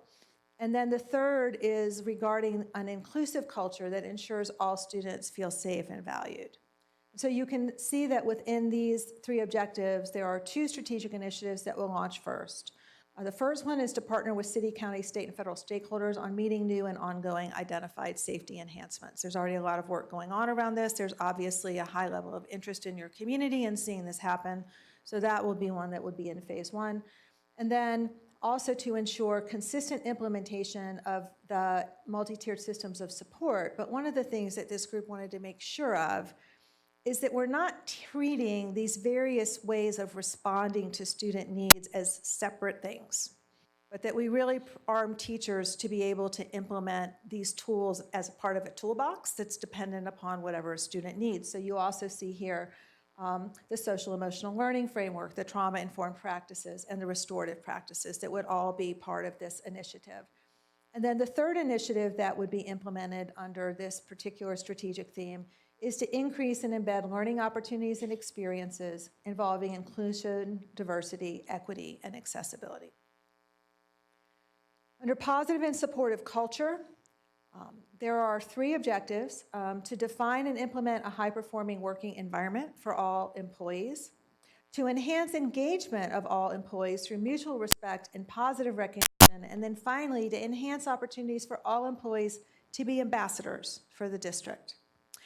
And let me say, as I go through the rest of these, that for those that are not in phase 1, I just want to make the kind of point that over the next few months, there may be some wording revisions to some of those, and in addition, there may be opportunities to merge some of those together. So right now we're sharing with them separately, but we do feel like some of these, as we think about them more, we might want to combine them. So just be aware that there might be some shifts and transitions to some of the wording, but the concepts will remain the same.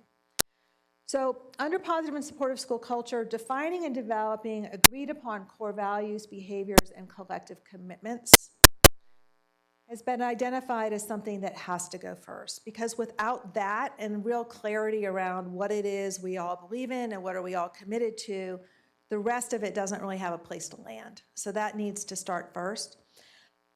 However, the group also felt that it was important to really begin immediately to create systems to regularly celebrate individuals and teams in the district. And so to really have a spirit of celebration, high performance, and to make sure that that aligns with the core values, behaviors, and collective commitments that will be developed, but that really couldn't wait. So those will be the two areas that would emerge in phase one.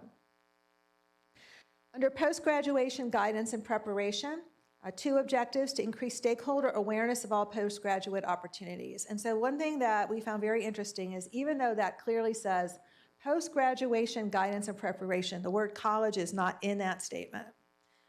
The feedback we got back from the stakeholders was, this isn't just about college. Make sure it's not just about college. So there's a very high interest in this community in ensuring students are aware of and prepared for multiple pathways, be that starting their own business, moving straight into some sort of a trade certification or licensure, or going to college. And so one of the things that the group identified as an issue is that there's not necessarily an awareness of all those opportunities, much less an awareness of how one pursues those. And so really ensuring that the district is communicating well and providing the array of opportunities.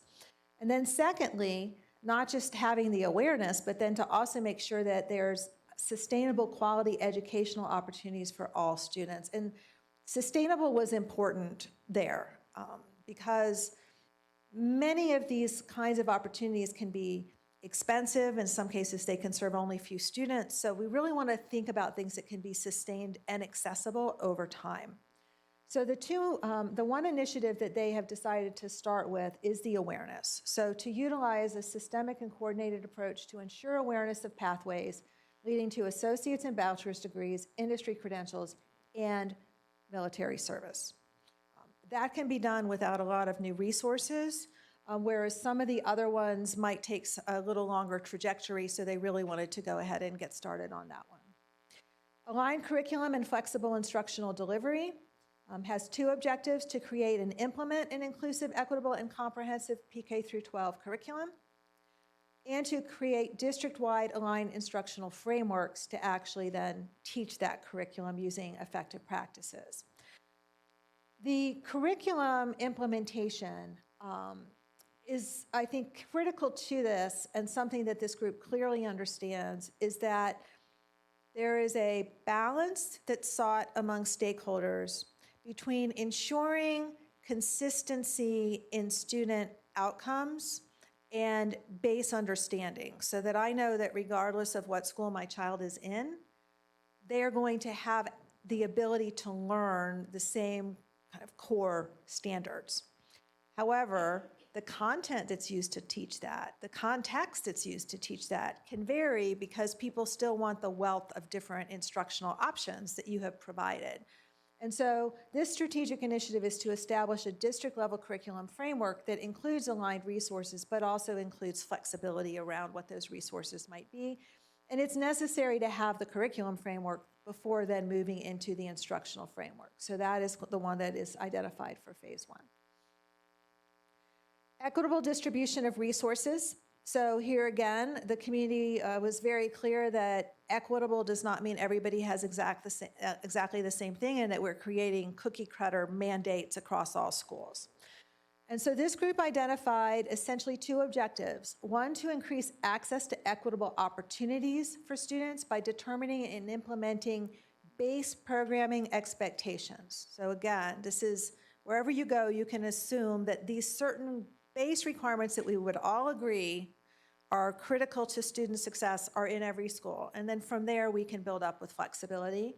And then secondly, to create a personnel allocation distribution that includes a set of base expectations that increase equitable opportunities for our students at every school. So in other words, making sure we have base personnel allocations that match up with the base student opportunities we want every student to be able to access.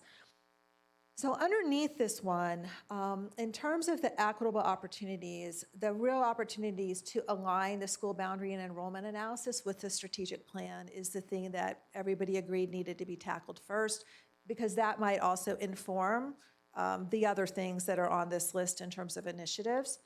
And then under the personnel allocation, the actual base staffing allocation and some of the examples that you see here, again, people are thinking, well, that may need to wait a little bit until we at least get this boundary issue and the enrollment analysis and how many students are going to be in each school settled.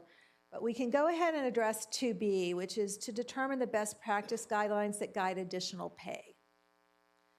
And I will say that another thought is that if we're going to do the next one, which is about the predictable compensation schedule, there has to be some rationality and common guidelines around additional pay, because those things really need to be considered in concert so that we're not using additional pay to then create inequities that we've fixed with the compensation system. So that one would be in phase one. And then the last one, recruitment, retention, and deployment of high-quality employees. This first strategic initiative, 1A, that's in phase one, was actually included both under Objective 1 and Objective 2, but we can really only show it one time, which is to increase retention rates in all employee categories, but also to enhance and expand recruitment. So clearly, the development and recommendation of a predictable compensation schedule that has all of those attributes and is comparable to surrounding districts will help you with both retention and recruitment, and that's the thing that needs to be first. And then the third objective here is to promote a culture of learning and development for all employees by providing opportunities and pathways for growth in your job, but also to provide career advancement and clear pathways for that for those who are interested in it. And there's a lot of work already happening in these areas, so that's going to kind of stay status as it is with a greater emphasis on that during a later stage of the strategic plan. So I'll stop for questions in a moment, but let me first just clarify what we're going to do next. So as I mentioned, we've formed initiative action teams for those in phase one, and tomorrow Eric and I will be leading a training with the people who will be the leaders of those teams. And the action plans that they will be developing include a clear definition of the current state and the desired state. In other words, here's where we are now, and here's what we want it to look like when we're finished. Ongoing stakeholder engagement, very specific action steps, responsibilities, and timelines. And as I mentioned, this will be reported to the board on a regular basis so that you can monitor the implementation.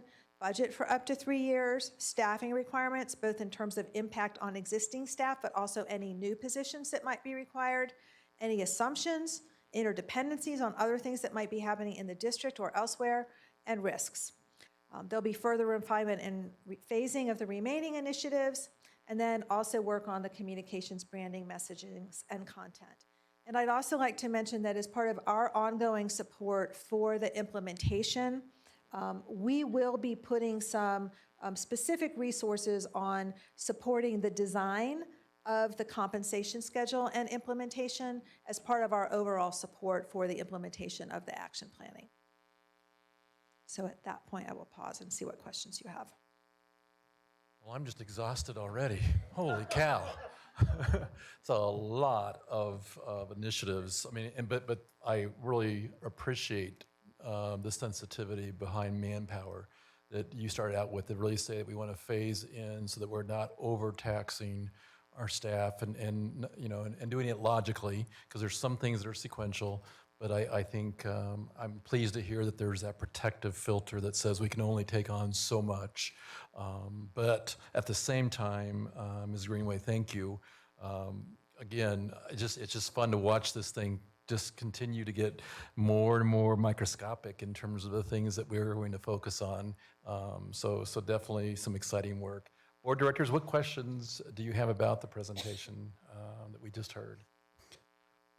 One of the things I'll just throw out there is I know that Director Lemieux gave me a glance when you mentioned mission and vision, that the board has some work to do there. But I'll tell you what, I'm kind of excited. I mean, I know I've done it in reverse as a principal. You know, you spend a lot of time wordsmithing your missions, and then all of a sudden everything trickles down. But I kind of like this concept of how it's trickling up, that I think we're going to have a much better idea about what our what is after this process is completed, because it's going to be really clear to us that our stakeholders are saying these are the things we value and these are the initiatives that we're going to take on. I think our work will be really easy at that point to say, yeah, this is the what now. This is exactly what we're going to be accountable for in terms of inspiring the system. So in some ways, I'm kind of glad we haven't defined a mission yet, because that mission's about 20-some 100 years old. And so I'm looking forward to doing some work there. But again, thank you. Questions, Director Holtzman, I think you had your hand up. I just have a couple. First of all, thank you all. So impressed and pleased with the amount of input that you're getting from our building leaders, our teachers, our community, parents, students. I mean, it's really incredible. And the way you're pulling it all together, I just really appreciate it. And I think you actually answered one of my questions, but just kind of for our community, when I look at health, safety, and social emotional supports, the phase 1 in red that's identified as considerations for addressing city, county, state, and federal partnerships. And I think you answered it because to me, that's something we've already been doing quite a lot of. So I'm guessing that that's something that makes sense to continue right now. But prior to hearing that, I was just wondering why the next one, which I think I have some notes I can't quite read up there, getting input from students, staff, and parents wasn't in phase 1. Because I know that's something that we're really interested in, especially, hearing from our students and our staff about those things. Not to say that we can't do that while we're focusing on phase 1, but just if you could kind of talk to me about that one, that'd be great. I think the thinking on the 1B is to actually take what's developed in 1A and then ensure that students, parents, and staff understand those practices and what their responsibilities are in implementing those practices. And so that was the thought with 1A, let's make sure we've identified all the safety enhancements. We know what everybody's role is, what everybody needs to do, what's going to happen in terms of the partnership with our external agencies that support safety, and then roll into the more detailed safety procedures. But that ongoing work of kind of listening to students and parents and engaging them in the conversation about what's happening in the schools, that's not going to stop. Did I address that correctly? Yeah. And totally makes sense, because you also said that the basically student, parent, community collaboration is inclusive throughout the plan. So that makes sense to me too. And then finally, just at the end, you were mentioning devoting some resources, and I'm assuming that means Greenway Strategies resources, to assist with our compensation structure. And I mean, I think that's great, because that's one of the very important things our board has asked to happen this year. So if you could just kind of talk to us a little bit more about that. I'm assuming you'll be working with the consultant and with HR. Right. So really what we're going to do is just add an extra lens of project management to the work that's happening. And sort of there's these broad milestones of what needs to be accomplished in order to be ready for the board presentation, and breaking those down a little bit more finitely into steps of what exactly needs to occur. We will also be supporting the teacher input sessions that are going to happen in October. We'll be training the facilitators as we train the facilitators for the community input for this. And we will also be, as we did for the strategic plan, directly receiving the input that the teachers provide, and then our staff will code that and categorize that. Additionally, we are going to just kind of assist in looking beyond the existing region for other step and lane salary structures that might be possible alternatives. So taking a more national perspective to see if there's anything else out there that perhaps should be considered. So those are the three main things we're doing, kind of helping with the overall project management, taking a national look, and then assisting in gathering that teacher input and doing the analysis of that. One final statement. I'm really excited about this. I'm excited about how all of our staff, from the superintendent, to everyone, is involved in this, and I'm really excited about it. So thank you all.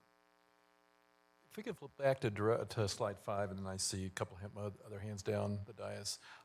You mentioned these strategy teams that worked over the summer to develop the initiatives.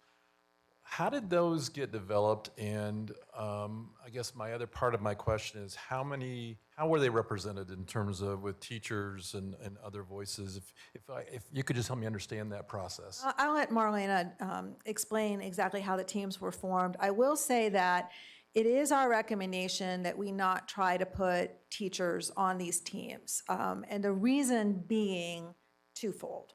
One is, given the intensity of the work, particularly in your case, the time it occurred, having teachers be a consistent presence generally doesn't happen very well. And even if it's during the school year, then we're pulling them out of class. And so then what ends up happening is that they show up only occasionally, and the work is very sequential. So they really don't have a contribution.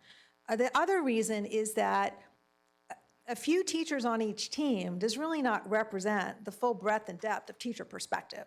So instead, what we do is we have the teams go out to teachers and get a broader representative group of teachers to then provide feedback so that we know that we're getting it in an authentic way, we're getting it related to the right issues, not just the one meeting where a teacher who could come happened to show up, and we're hearing from a more representative group. And so that's the way that was managed in the process. So I'll let Marlena talk about how the teams were actually structured. So one of the things we had to consider was that the strategy team work, again, was over the summer. And so when we look at who is available and then also the level of expertise, because while we certainly appreciate and want to make sure we have specific things to support our teachers, we also have to acknowledge the level of expertise of those here in our district office, whether they're directors, whether they're coordinators, and those kinds of things, because they're helping to lay the roadmap down for our teachers on a day-to-day basis. So our strategy teams consisted of a cabinet sponsor, so we were literally there as a sponsor. We weren't there as directing the work. And we really thought about with our leaders, who all do we need to have at this table, especially from our district office, right? Who do we need to have to make sure we have a very diverse set of voices at the table to create the strategy teams and to do the work? But I think what's really important, and Martha mentioned that earlier, if there was any team that needed to test an objective or a strategy or ask a question, they definitely had the ability to do so. And then to just close that circle at our leadership summit, which was at the end of July, we had for both days available specific questions around what the strategy teams had developed that everyone at the leadership summit could give feedback. And we had over 600 leaders there, and it wasn't just principals, but assistant principals, deans, building leadership teams, which do consist of teachers, and other teacher leader roles that were there. So you take all of that information combined with the exhaustive feedback sessions that we had, that every teacher was available to give feedback, we do feel that we had enough perspective and information to create what you see here. Other than that leadership summit, was there another opportunity? Did the strategy team go, I know Martha mentioned the strategy team goes out and talks to a broader representation. Has that occurred with our strategy teams? So if each team felt that they needed to do that, then they were definitely able to do that. What I do know is that when we presented our questions, particularly for those teacher leaders, the feedback that we received from that, if we needed to make adjustments to the objectives, and we did, then that was something that we were able to do. Absolutely. So as we developed the action plans, because as Martha said, it's very easy, and she has to remind me often not to go straight to the action plan to get these things done, then we can make sure that depending on what the action steps are for each initiative, especially since we're in the school year, we can visit teachers or visit principals or visit our student group and all of these different pieces as needed. That's why it's going to take around 2 months to develop the action plans, because we want them to be very thorough. And if those action plans need to last for more than just a year, then we have the information and the resources to do so. So the feedback from teachers, from community, from parents, that does not end. That's going to be embedded within the action plan to make sure that we are not missing the mark. And I just want to remind all of you here that, remember, this strategic plan is a living, breathing plan. If we have to make a pivot, if we feel like that is best to do because of feedback or because of implementation success or lack thereof, we will do that. So this is not something that once it's printed on the 20th when we have our launch, right, and we'll make it prettier than what you see here and just easier to consume, that doesn't mean like that's it and we can't change it. One other point on this topic I just want to make is that During those April, May stakeholder input sessions, oops, I'm going the wrong direction. When this was tested, for each of these strategic themes, the breakout groups were asked, what ideas do you have for how the district can improve performance in this area? Those were recorded, they were coded, and each team got that input, and they got it coded in a way that told them, did this come from teachers? Did this come from parents? Did this come from district leaders? So I think we asked at the beginning, we did some work, we went out and tested again, and I understand the sort of the habit of making sure that teams have like one of everybody on them. But as I mentioned, our recommendation is rather than expecting that one teacher to show up once a week for 2 or 3 hours and represent all teachers, that this mechanism is really much more authentic. Makes sense. And I would just say that there's a hypersensitivity on this dais about employee voice. And we said teachers, but I would say it goes beyond just teachers as well. And I will say we will continue to challenge that. Your rationale makes sense to me. That helps me understand. But I know that we're going to be relentless about the question of how do we know that as many voices in our district have had a chance to respond and influence and massage. And I love the idea that it's, you know, it's easily adaptable at any time. I mean, that's a hallelujah in itself. But I just want you to know that this board has a real sensitivity because of past circumstances, that the voice has to drive this of our employees, and it can't be a top-down kind of initiative. So thank you for that. Director Chanchashore and Director Lemieux, I know both of you had your hands up earlier. Director Chanchashore. Wow, pretty cool to see all of this laid out in such a comprehensive way. Want to identify a couple things, and related to what I'm identifying is a question as well. So I can see alignment from having the special education task force over a year ago to strategic themes, and then in the strategic themes, some specific initiatives. So the specific initiatives that I can identify are in the first strategic theme, health, safety, and social emotional supports, with strategic initiative 2A. And then I can identify specifically strategic initiative 3A. And I know that that was language related to feedback from our special education task force. And as I'm going down to the equity strategic theme, equitable distribution of resources, and looking through those initiatives, I'm looking for additional themes related to special education practices. Can you help me find them? I think they're embedded in all of that. And so it's always a problem when you start providing examples, because then you're not exhaustive.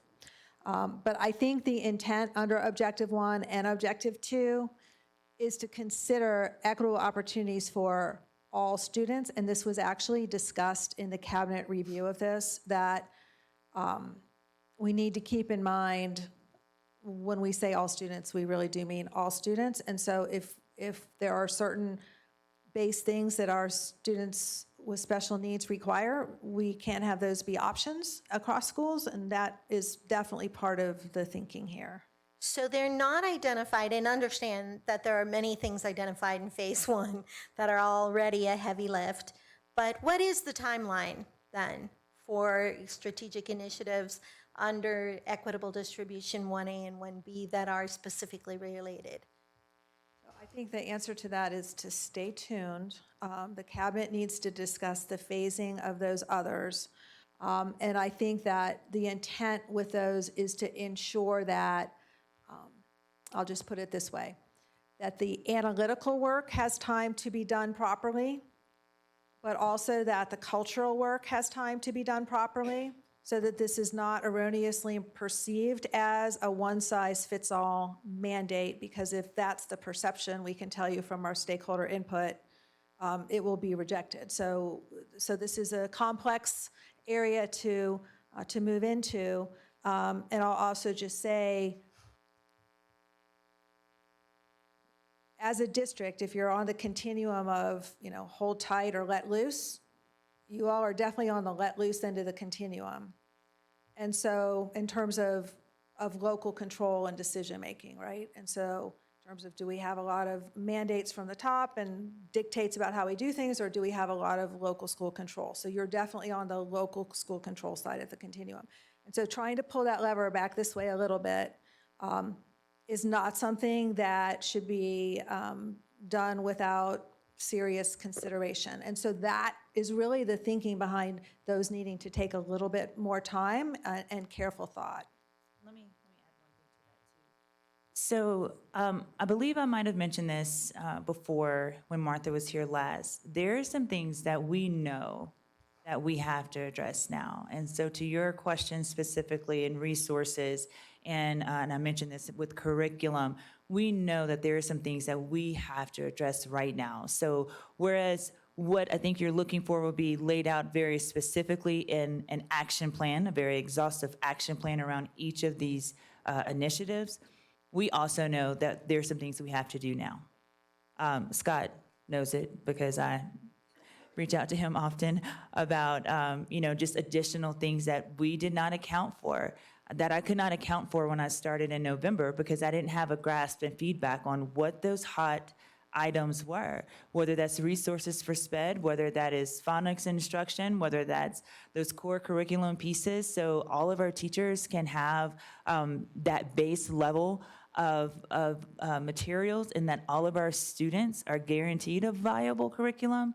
So there are some things that we're doing now. It's just that when we phase in each of these themes throughout the next 2 years or 3 years, we're going to have even more intentionality around it. So it doesn't mean we're not providing resources and training and professional development for all groups, not just SPED, but our GT, our EL, our gen ed teachers, our inclusion teachers, our classified staff that support these classrooms and these students. But we will wait for more specifics in the action plan for that. But just do know we are working and putting some things in place now because we have to. Well, just do know I'm always looking. But with regard to timeline, phase one timeline is? 2021. Okay. And then is this a 3 to 5? It is a 5-year plan, but our initiatives we want to roll out in the first 3 years if possible. Now, we do have to consider budgets because all of those things that I listed, they are not free. Thank you. Curriculum U. So it's probably a good thing I'm going last because I was a little emotional watching this. This has been a lot of years working, and I'm watching the presentations of what we're doing with parent engagement and SACs and professional development and this strategic plan, and I am overwhelmed at the work that our cabinet has done, our staff has done, our teachers, our certified, our bus drivers are. This is truly overwhelming what's happened in just 2 short years. And so for that, I just want to say thank you. And I'm sorry I don't know you well enough to cry in front of you, but I'm going to do it anyway, right? I learned it from Wendy. But I just want to say thank you so much. This is incredibly comprehensive. And I also appreciate your honesty in saying our pendulum is way over here, and it's time for us to start trusting that the work that happens in the Wilcox building and in the budget building is extremely important to trust those experts just as much as we trust our teachers and our school staffs in the classroom. And just as important as that collaboration that we have with our parents, none of this happens in a vacuum. We've been in a vacuum long enough, and I just want to say thank you for saying we're at that point where now we've done the work, we've done the surveys, we're going to continue that work in surveys, we've learned from our past, and we are incredible. I mean, this is truly, literally, I was just going to say 2 words, holy cow. This is amazing work, and so thank you so much. But I just also have to thank everybody in this room and an amazing amount of work that has gone into this, from volunteers to our employees at every single level. And so that to me was very overwhelming. So thank you. That's that part. Now for my other part, Scott's going to be super surprised that my first thought was budget. How are we going to pay for all of this? And I appreciated that you said 3 to 5 years. I mean, we are already starting to plan for that. I'm very thankful to hear that questions that I used to feel like I had to ask out loud, you guys are already thinking of before me. Oh, that is so refreshing. So thank you for that, and I do look forward to seeing how our budget is going to now look a little bit different, because our budget was always, again, kind of in silos, and this to me seems like a more comprehensive endeavor. And so I appreciate that, because that speaks directly to resources, and we can't give one initiative to one single person if we're not going to give them the resources and the funding they need to do it. We get that from the federal and state level all the time, these mandates that they don't give us the resources and the funding for. So I love that we are being mindful of that. The second thing I appreciate being mindful of is time sensitive. We did one of the first things us old people did was a time survey, and just the amount of time. And so while we want to appreciate that teacher voice, we also want to say, look, we gave you that opportunity for feedback. Now let us do our work so you can do your work. And I think that's reasonable, and I think that's fair. And we've earned that trust. You guys have earned that trust because you were so diligent in getting that feedback. And you continue to get that feedback, so thank you. I'm going to leave it at that, because I'm just continuing to be overwhelmed and impressed and thankful and just full of gratitude beyond, because it's all about our kids, and every single thing that's happening in here is going to be great for our kids. So thank you. Thank you for that. And I just want to, a couple of things you mentioned that I just want to thank so many people, because even for our feedback sessions, there was no extra pay for that. And our district staff, and they led it, and our school leaders, that helped lead all of those sessions. That will help lead us in our compensation teacher feedback sessions. And there's no overtime for that. And I mean, they were so willing to help. And when I would go and still go to Scott to say, you know what, we need to do something now. We need to provide this now for teachers. I wish you could have seen, and I'll do a better job of making sure you're aware of when we're having training, particularly around the new curriculum. I wish you could feel and see, or could have seen the excitement from teachers. The Cantrell building was hopping, right? Every nook and cranny was filled with teachers, and they brought their principals along because we wanted them to come along. I have yet to have a teacher say, Marlena, please stop giving us new current materials and training that go with it. I haven't had that. So when we think about, have the teachers been heard? Do we have enough, have we received enough feedback? Ask any teacher that is engaged in one of our pilots right now, and I think you'll get the answer you're looking for. The only thing I just want to add that your comment made me think of is the best way to demonstrate that you are listening to people and respecting and valuing their input is to do something with what they told you. And so I think, to your point, it's really time to say, we had all these multiple iterative opportunities, and now we've heard you, and we are going to take it seriously and do something with it, and get your input along the way. But at some point, you have to take action, or people become cynical about, you're asking me again. So I think that this is definitely reflective of what was heard and will be appreciated. Well, you know, when you bring Director Lemieux to tears, it means that we're definitely on the right path. So I can't accentuate any more than what she has already said. Truly excited and looking forward to September 20th to even feel the energy even more about this unified path that we're on. So well done. Thank you for your presentation, and we'll just look forward to continuing on. Thank you. All right, board directors, next on our agenda are our policy revisions that we have started. And just again, for public's understanding, we have taken on this project for the last several months to really take a hard look at every policy that this board has authority to oversight and approve. And so we have employed the Colorado Association of School Boards, who is able to compare our policies to all the other 172 school districts in the state. And so they're providing us that consultation. I do want to make it clear, too, that these are policies that are our policies that are looked at and reviewed and updated according to the needs of aligning to statute, according to the needs of reflecting best practices or changed practices in our system. So I know some people wonder if we're just throwing out all these brand new policies, and truly that's not the case. We're improving and enhancing policies that have not been looked at for, many have not been looked at for over 20-some years. So it's been quite a project.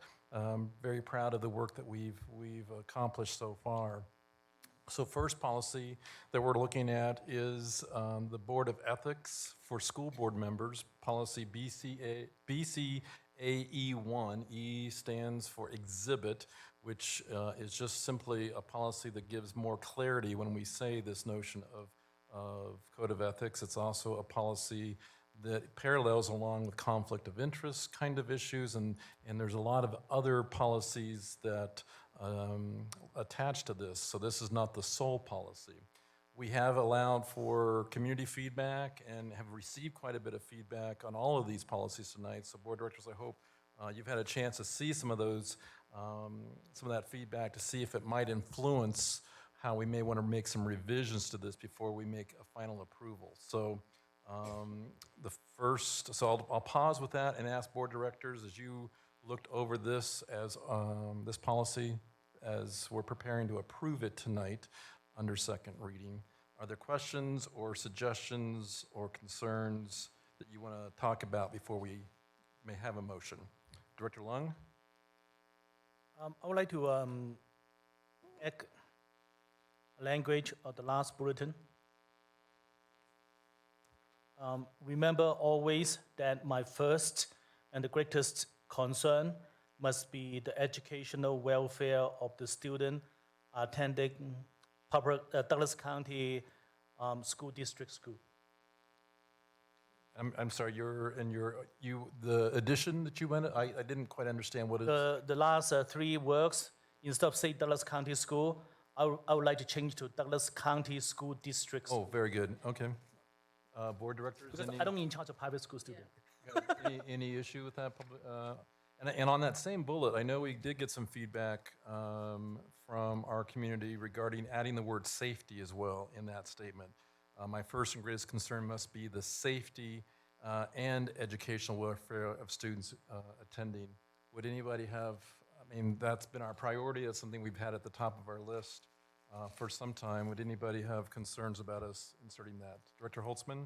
So I don't have a concern. I'm fine with inserting that, but I just kind of wanted to let people know that when I read educational welfare, that's inclusive of the learning environment, and safety is the most important part of the learning environment. So when I read that, it already includes safety.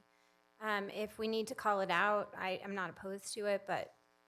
And I would agree. That was actually how I interpreted it during our first reading, but then when I saw a community member's perspective that said, where is safety? I thought, if that's going to be interpreted as only educational academics, then I would prefer us to have it clear that that's our intent is safety as well. So that would be the only reason I'm making that suggestion. But I was like you, I assumed it was all encompassing before. So again, I'll pause and ask folks in terms of inserting safety there, are we okay with that? Or would you prefer to define educational welfare somewhere else? Director Lemieux? I also think that the word welfare implies safety, and we do have quite extensive safety policies. So I think, given that our first charge is education, I don't think safety belongs in this policy per se. I think we do have other policies that very, very clearly and very intentionally address the safety of our students. So I would be okay with putting Douglas County School District schools, but I don't think safety should go there. Other thoughts? So I'm not seeing consensus to insert that because we are stating that educational welfare is all-encompassing of not only safety, but mental wellness. And so there's a lot of other factors that would be included in welfare than simply academic. So deliberately leaving that open would say that we recognize there's far more to welfare than just safety and certainly mental health and other areas. We would need to list a whole laundry list there to make it all-inclusive otherwise. Is that what I'm understanding, Director Vogel? I'm wondering if, and of course I wasn't here when you guys had this first discussion, but if we just take the word educational out, we say must be the welfare of students attending. Got a little bit of pushback on that, but yeah, let's see what you're saying. The other feedback we got from community, if you look at the first page, 1, 2, 3, 4, the fourth and the fifth bullet is what I'm looking at. And the fourth bullet says render all decisions based on available facts and my independent judgment. And then the fifth bullet says encourage free expression of opinion by all board members and seek systemic communications between the board, student staff, guardians, et cetera. There was a recommendation that those bullets should be reversed because it seems like that we're rendering decisions based on our independent judgment, and then all of a sudden then we're saying, oh, and by the way, we're going to consider free expression of other directors and the systemic communication with our community. So that was just one of the recommendations I saw from our community that said it flows better if we start out by encouraging free expression and systemic communication and then making our judgment based on that information. So I put that out there for a revision. Any thoughts? Let's see, 1, 2, some head nods being okay, so we'll certainly reverse that. So I will take a motion to approve this policy on second reading with the revisions of reversing the fourth and fifth bullet and adding district to the last bullet. So moved. Moved by Holtzman, seconded by Lemieux. Any further discussion? Seeing none, let's vote. Chancho Shore. Aye. Holtzman. Aye. Lemieux. Aye. Lung. Aye. Ray, aye, and Vogel. Aye. That one passes unanimously. Let's move on then to AC, which is our non-discrimination equal opportunity policy. Again, this was a policy that was very specific in terms of aligning with statute, ensuring that it aligns also to recommendations based on other issues that have occurred throughout the state. Again, I will just pause for a moment and ask, is there any questions regarding this policy at this time? Director Holtzman? So we did get some community feedback on this. It makes sense to me that there's a part of it that we might want to consider changing just a little bit. Recognizing that transgender is a gender identity and not a sexual orientation. It's a bit confusing that it reads sexual orientation and in parentheses, including transgender. So a recommendation might be to have the class list read race, color, sex, gender expression or gender identity, marital status, sexual orientation, religion, national origin, ancestry, creed, disability, or eligibility for special education services. And I think this might have come from a California non-discrimination law, but I'm not certain. And I also know that our legal counsel needs to weigh in on how it's listed, but I would just somehow like to correct that transgender is a gender identity, not a sexual orientation. It's not correct the way it's written. Mrs. Klimisch? I wouldn't necessarily say that it's incorrect. What I would like to say is that, yes, it may be appropriate for us to consider being more specific with respect to referencing transgender status or gender identity, et cetera, in this particular policy. If we do, however, I think we should bring it back because we'll have to resubmit to the Office of Civil Rights for their approval. So your suggestion would be if we would like to improve the policy with gender identity, gender expression, that we not vote on it tonight, that we give it another chance to give it some revisions before it comes back to us. That's correct, because we would need to, if it's a revision to the policy that is substantive, it would be my view that we should send it back for OCR approval, which would then mean that we may not get it reviewed and sent back to us for a period of time. Fair enough. Other comments, Director Vogel and then Director Holtzman? So, I'm sorry. oh, sorry. Sorry. Yeah, and I agree, and I would also advocate that we take sex out and use the word gender instead of sex. And I know that that's probably legal in terms of what's in the statute, but I'm sure if we go through all the other stuff, then that'll clear it up. But I would support that with gender, gender identity, or gender expression, and marital status, yep. Director Holtzman? So I guess my question is, I know that this policy needs to be revised. I know that what's being presented to us tonight is an improvement that needs to happen. I also would like this change to be made, but if there's some sort of legal or other timeline that we need to comply with, would it be possible to, I guess I'm looking for advice. You know, my preference would be to, you know, pass it correctly the first time, but if we need to pass it like this and then amend it, I'm looking for your advice. We could do it either way. I think it would be nice to have a policy that was updated, that has been approved by the OCR, which the language of this one has, with the understanding that we'd be seeking an amendment, and then we could come back to the board after it's been approved and make that amendment at that time. Very good. Good discussion. Director Long, did you have a statement?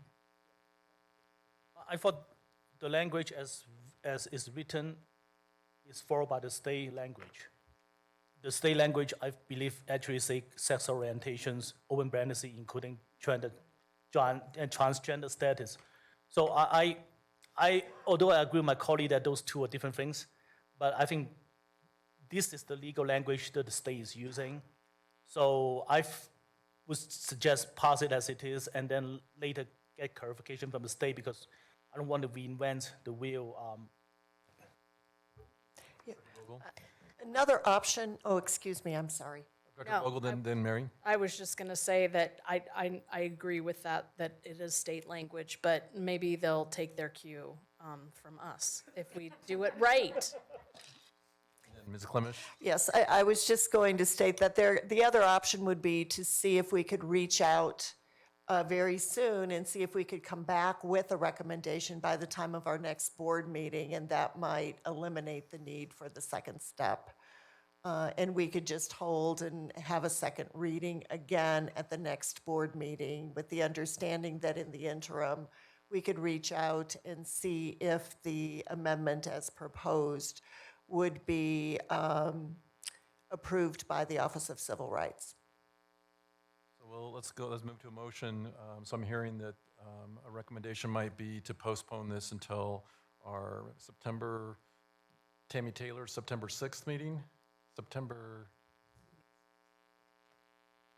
3rd meeting, and give Mary Clemish some time to see if she can get amended language that we've communicated to her for that meeting. And then if at that time we still are lacking, then we can go with perhaps a proposal to approve with the intent to amend at a later time. So I will entertain a motion. Move to table the. Not table, but postpone. If you table, it's indefinite, but postpone, go ahead. I move to postpone the passage of this policy. Okay, motion made by Director Lung, second by Lemieux. Any further discussion? Seeing none, let's vote. Chancho Shore. Aye. Holtzman. Aye. Lemieux. Aye. Lung. Aye. Ray, aye, and Vogel. Aye. All right. Moving on to our next policy, which is the D section, which are policies that impact budget. Again, I will just reiterate that these are not the only policies that govern our financial practices. There are many superintendent policies that go in greater detail. These policies really are more guiding principles, if you will, and things that we want to continue to monitor and approve as a board. So with that, our first policy is policy DB. And then I guess I want to just pause for a second, Mr. Smith. I know that you also reviewed some of the community feedback. Was there anything there that caused you to think that there were revisions that needed to be made to any of these policies, or was it more just the communication of this is covered in other policies or in superintendent policies? Thank you, Director. I believe it's the latter. There were some comments around conflicts of interest in terms of procurement and budgeting and those types of things, and we have those covered in other policies with the board governance as well. I'm comfortable with the policies that we have, the superintendent policies around conflict of interest and competitive bidding and the like. I think it's always a delicate balance on ensuring protection of taxpayer resources and competitive bidding, all of those types of areas, and efficient operations of the school district. And so we use the Fiscal Oversight Committee to bring these policies to as well, so we'll be sure to have the conversation with them. But I'm satisfied with the changes that are reflected in here. Thank you, Mr. Smith. Director Lemieux? As Mr. Smith commented, we did get feedback from the Fiscal Oversight Committee, and the only feedback we got was on DIE. Just wondering, does the charter school process need to be incorporated? And your response to that, Mr. Smith, do you mind? Well, let's wait. Or do we want to wait? Yeah, when we get there, then we can incorporate. So I have two questions, and one will be about DIE, and then the other one will be about DJ. Very good. All right. Let's entertain a motion to approve policy DB. I move that we approve policy DB. Second. Moved by Lemieux, seconded by Holtzman. Further discussion? Director Vogel? Well, I had a question about it. Is it, I mean, I know that FOC is looking at this whole SBB philosophy. Is this premature, given that they're doing that? Or is it's not? Okay. Mr. Smith? I don't believe it's premature in that we're, as shocking as it may sound, we're about 3 months from kicking off budget season for next year. And given the strategic plan and the timeline, I know to Director Chancho Shore's point, I was here in January before the strategic plan was kicked off, and we had made a bunch of changes to move towards more equitable distribution of resources. And then I followed it up by saying, and next year is going to be all of the final changes.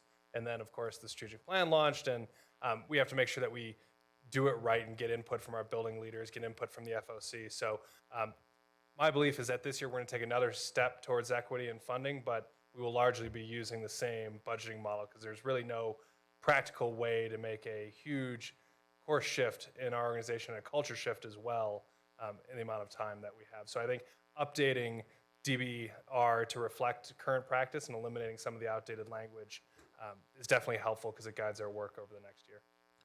Some openness that as FOC takes on the task of studying SBB, that there may be amended policies that come the following year.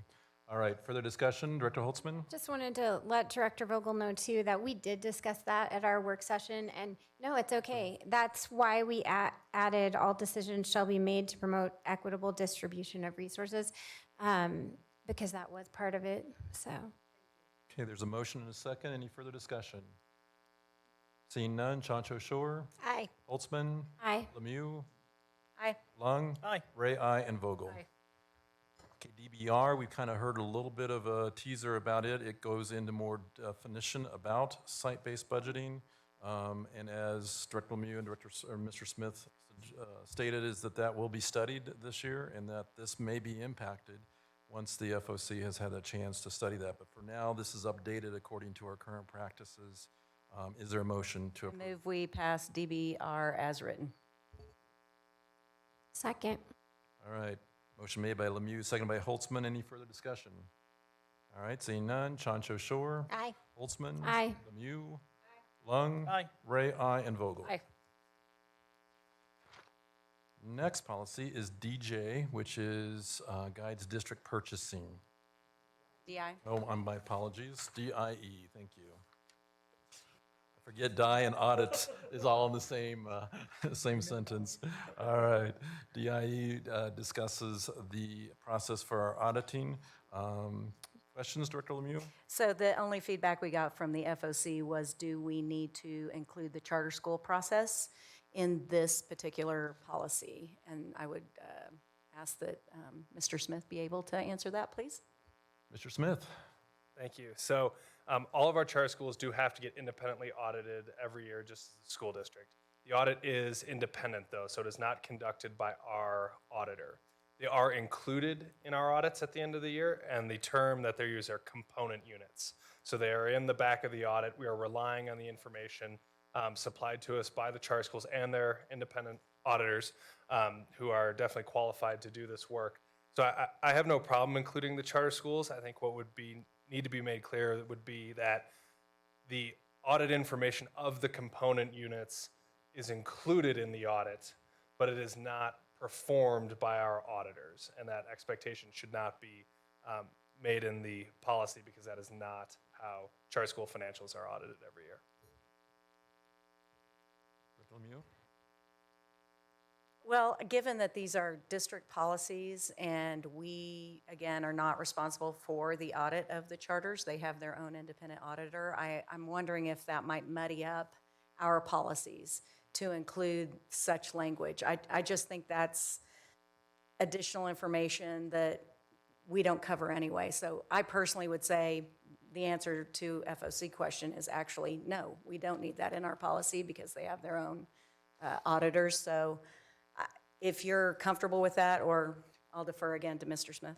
Mr. Smith? So our auditors won't issue an opinion without the component units included, because they are a part of the school district. So we do work through various issues with audits. So as an example, for this year, we're working through with Apex and how they'll be included as a component unit, because they did have a charter with our district, and there were funds flowing through our district to the charter school in terms of startup grants and those types of things. So our auditors are actually on top of that, trying to work with us in order to get that appropriately reflected in the audit. So there is definitely assurance from our auditors, who are employed by the board, they do work for the board, that those component units and their audited statements will be reflected in our financial statements, and any areas that we would not be in compliance with would be noted in the letter from the auditors to the board at the time the audit is issued. I don't know the question or the answer. I know the question, but I'm wondering if our charters have replacement policies for audits, for their annual audits, or because I think Director Lemieux makes a good point. Is if we start adding charter into these policy, it becomes a little confusing. Why this one and not the other one? But I'm wondering if we have replacement policies that our charters submit regarding their own annual audits, which is I don't see Danny, our go-to person here. Scott, any thoughts about that? I don't know the answer to that specific question. What I would say is that the charter schools do have to comply with the financial transparency requirements from the state of Colorado, and one of those requirements is posting your annual audit to your website to be reviewed. So they're definitely getting done, and there's definitely statute that's requiring them to do, but I don't know the answer specifically to the policy question. Director Lemieux? So I'm wondering if in number 5, the auditor's opinion on the financial statements, including charter compliance, or, I mean, where would you even add that language, again, to not confuse district policy with charter policy? So I don't know, where would you suggest adding any language of the sort? Mr. Smith? Thank you very much. I wouldn't add it there, because the auditor's opinion is based on, is staff, for all material purposes, accurately reflecting the activities of the school district? And that's what our auditors are auditing. They're not auditing the charter schools, so they're not going to give an opinion on the charter school financials. I think if it's something that the board wanted to include, you could add another bullet that says something along the lines of information supplied by the component units is included in the audit, something to that effect, because it's not our information. It's not, our auditors aren't giving an opinion on it. It is simply included in the school district's overall audit as information in the back of the CAFR. And I guess my only thought is I would be cautious, because I think given that's a significant addition, I think that we would want to talk with our charter community about. We'd also, for me, I would want to know if there's replacement policies. I do respect the fact there's state statute that we all comply with, so I'm a little bit queasy of throwing that in here at the midnight hour. I think that if we wanted to amend this policy again down the road, because we felt like that there wasn't enough language, that described the charter's piece of the puzzle, then I think we can come back to that, but I would recommend we forego that for now. I move that we accept policy DIE as written. Second? Motion made by Lemieux, second by Lung. Any further discussion? All right, Chancho Shore. Aye. Holtzman. Lemieux. Aye. Lung. Aye. Ray, aye, and Vogel. Aye. All right. Now we're moving on to DJ, District Purchasing. Director Lemieux. So again, I'm just going to read exactly the question that someone from Fiscal Oversight Committee sent us. The sole source section looks pretty loose. I would think that the district would be compelled to use competitive process with public funds. The sole source process should be used on rare occasion. I refer to the financial rep section that was done for the bonds. There was no need to sole source that service if technical professional services need to be done on a multi-year bid to ensure some cost savings and continuity. That makes sense. Normally, if a professional technical provider is helping with an RFP, et cetera, type work upfront, they would not be able to bid on the contract for services. That would help stop the I'm doing this for free with a wink and a nod. And I know Mr. Smith has seen this question, so he can answer. You bet. Go for it.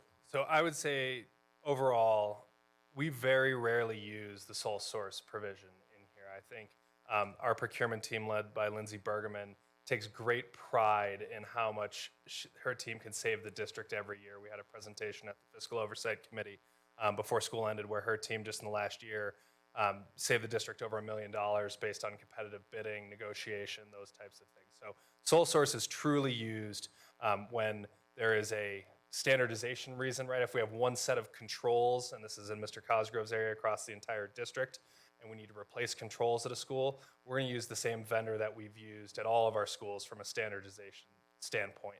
It is definitely not our prerogative to go the sole source route unless we have to. In terms of the bond deal, those were not sole source bids. And I think what the FOC member is referring to is on the front of the RFP, the request for proposal, it says this is not a competitive bid. That does not mean it is not being competitively bid out.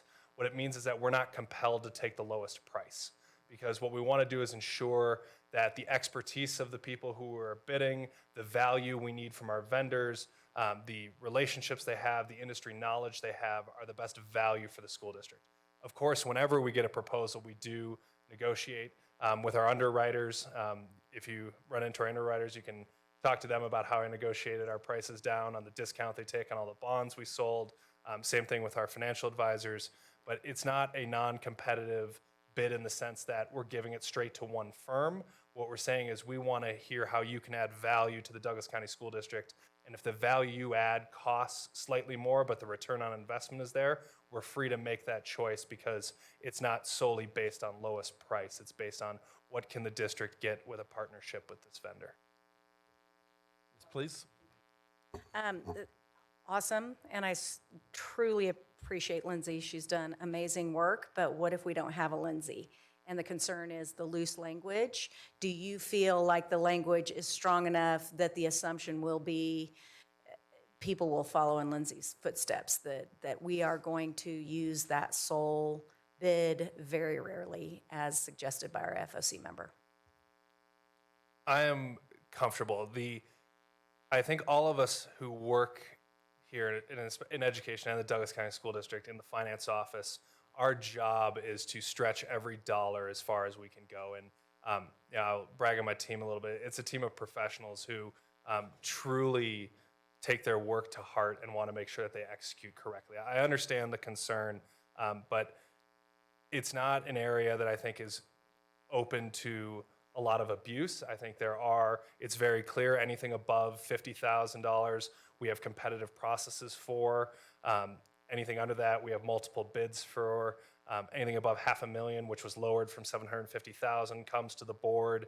So there is still oversight. We have budget checks built in through our financial system to ensure that the money does exist within the budget that was already approved by the board in order to procure that service. Multiple layers of approvals. So I'm comfortable in the internal controls. I think we had a new auditor this year, and one of the things that they audit is internal controls, and we had no findings on that. And so I understand the concern, but I don't think the opportunity based on where our purchasing thresholds are set right now, the opportunity for abuse just doesn't exist. And again, I go back to it's that delicate balance of how do we run the school district efficiently, but have the right checks in place to make sure that the situation you're describing doesn't happen. Also would just remind that there is a DJR policy, regulatory policy that I think Mr. Smith and his department can actually drill down even more detail to do the protective kinds of things that we need to make sure are in place. So I would suggest that there is a need for that would show up in that particular policy. I move that we approve DJ as written. Second. Lemieux motion, Holtzman second. Any further discussion? Seeing none. Chancho Shore. Aye. Holtzman. Aye. Lemieux. Aye. Lung. Aye. Ray, aye, and Vogel. Aye. All right. We're going to move on to our e-policies. These include security access to buildings, nutritious food choices, and safeguarding personal identifying information.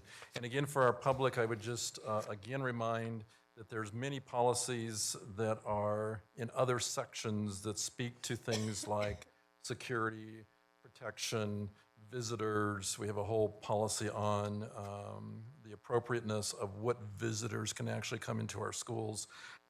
So again, I would just put that out there so people don't think that this is the only policy that speaks to that. I think this policy speaks more to the specific notion of accessing a school building and also just making sure that we are routinely inspecting it for any kind of hazards or concerns. Any questions before we entertain a motion? Director Lung? President Ray, or maybe this one is for Dr. Tucker. Just want to make sure that this policy cover for people who walk into a school and trying to videotape, assembly or conference, to make sure that this does not happen easily, because we certainly don't want any stranger able to walk in with no student in the school, able to stay there for a couple hours and making video of our student. And Dr. Tucker, I'll let you respond in just a second, but Dr. Lung, I also remind you that there's a policy KI that is specifically titled Visitors to the Schools, and it does really outline who is eligible to enter our schools. But I will let Dr. Tucker respond to your concern about videotaping, someone walking in and videotaping our students. Dr. Tucker? Right. That policy should address exactly what Director Long is stating, but we've also have to involve the human element to continue to engage in conversations with our staff members in buildings to remind them, to ensure we're using the Raptor system or whatever check-in system, and reminding our visitors of privacy statements as well. And I think that's what Director Long is getting to. We cannot, without parental permission, photograph or videotape students. Very good. So I think we will look forward to policy KI, even giving more detail about those privacy statements for our visitors that come into our building, because that is critical, I know, for all of us. I'll pause. Is there a motion? So moved. Motion.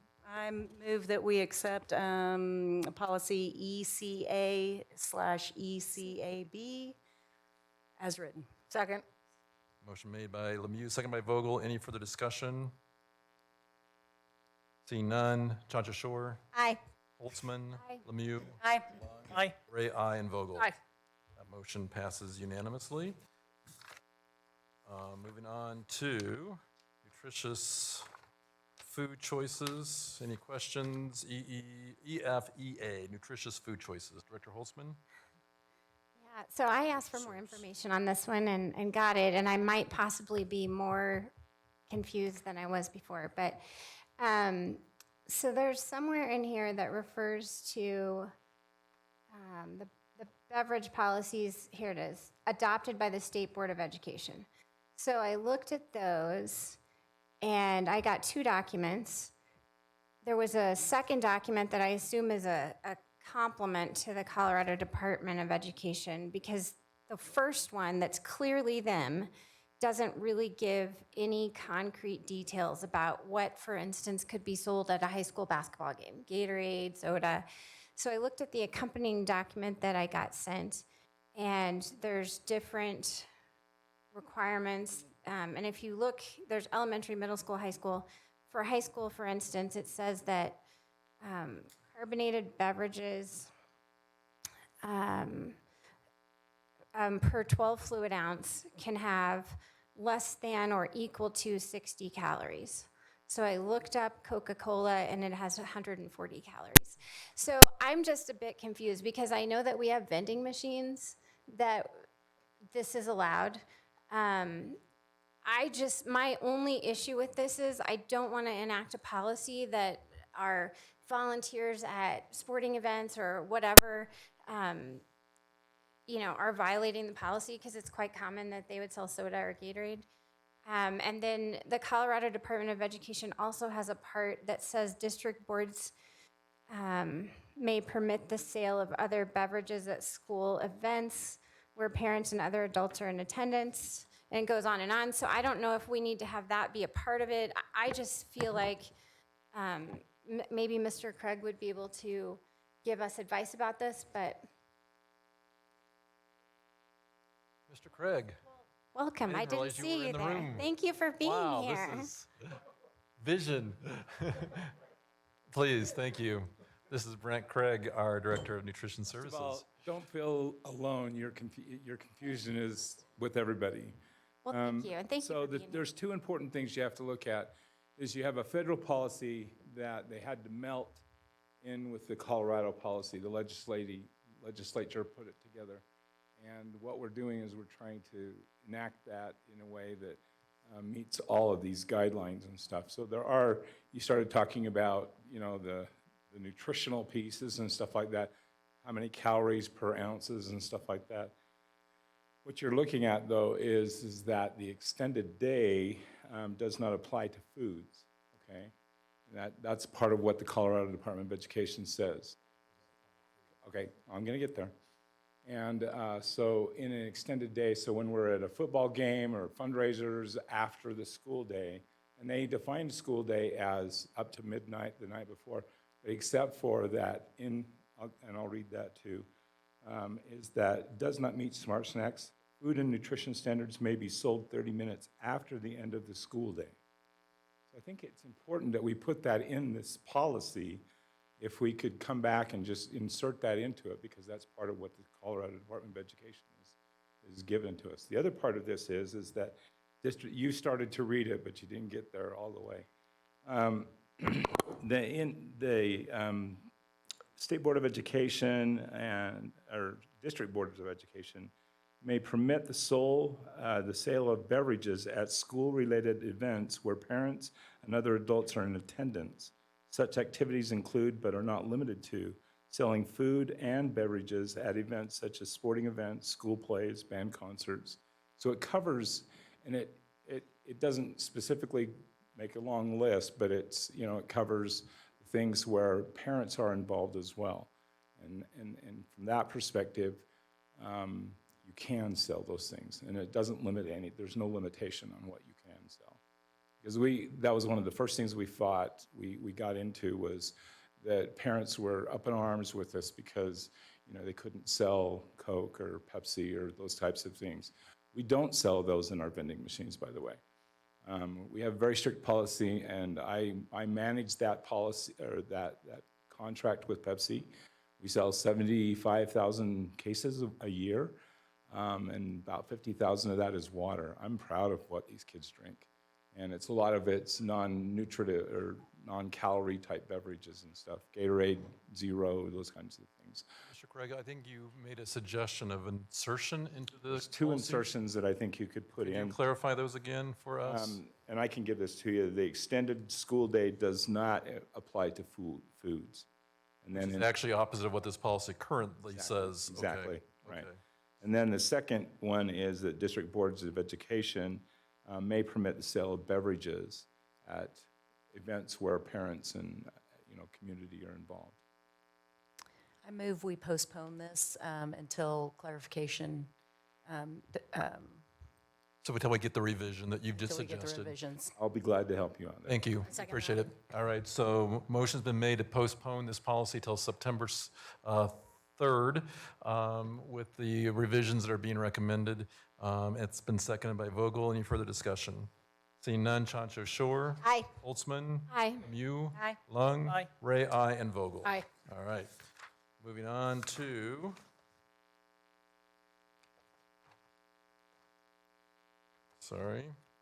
EHC, Safeguarding Personal Identifying Information.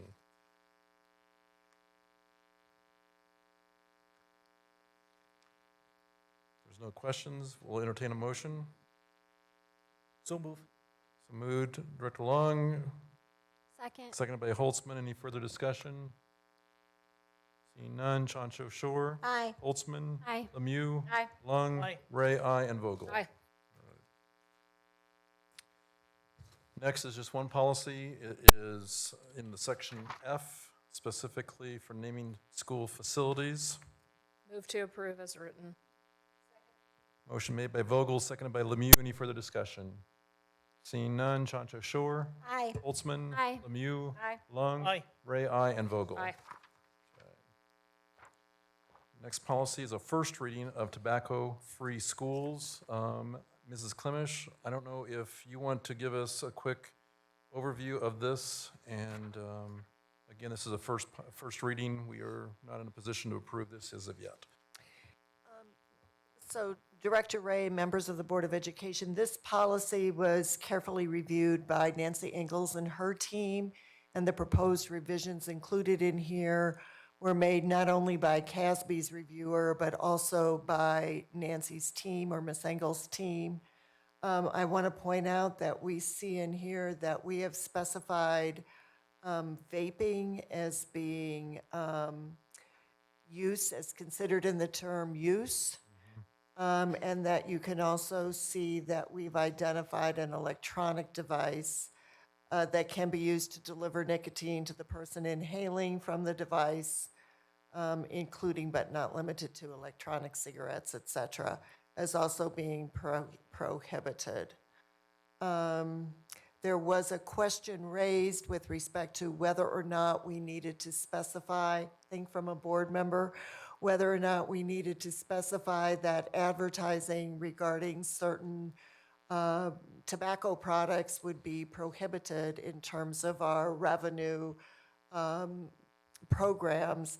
And in fact, I just want to point out that we do have a policy, KHB and KHBR, which specifically address that kind of circumstance. And that policy provides that any kind of revenue enhancement programs need to be consistent with districts' behavioral expectations and core values.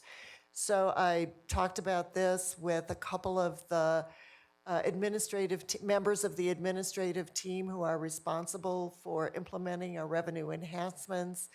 And they assured me that they simply do not allow for any advertisements that would endorse or promote smoking or tobacco or the use of tobacco or any related types of products that would be prohibited by this policy. Director Vogel. So I'd be curious to know what others think about this. One of the things that I would love to see included in this is information about cessation for kids with tobacco use and Say that again. cessation, things to help kids quit.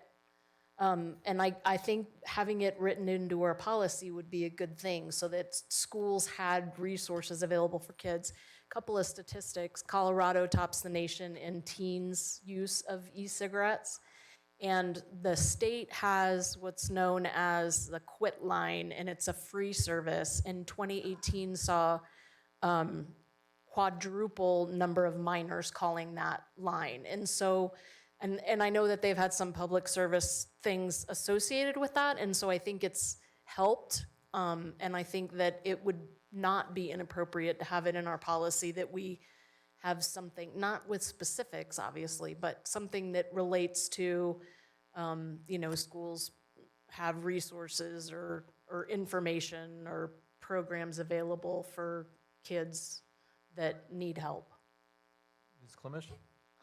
I do want to point out that Ms. Engels and her team very specifically included in the responsive measures taken, which was their addition, to point out that before disciplinary measures were going to be considered, that there would be responsive measures for students who violate the policy may include substance abuse screening, brief intervention, and/or referral to treatment.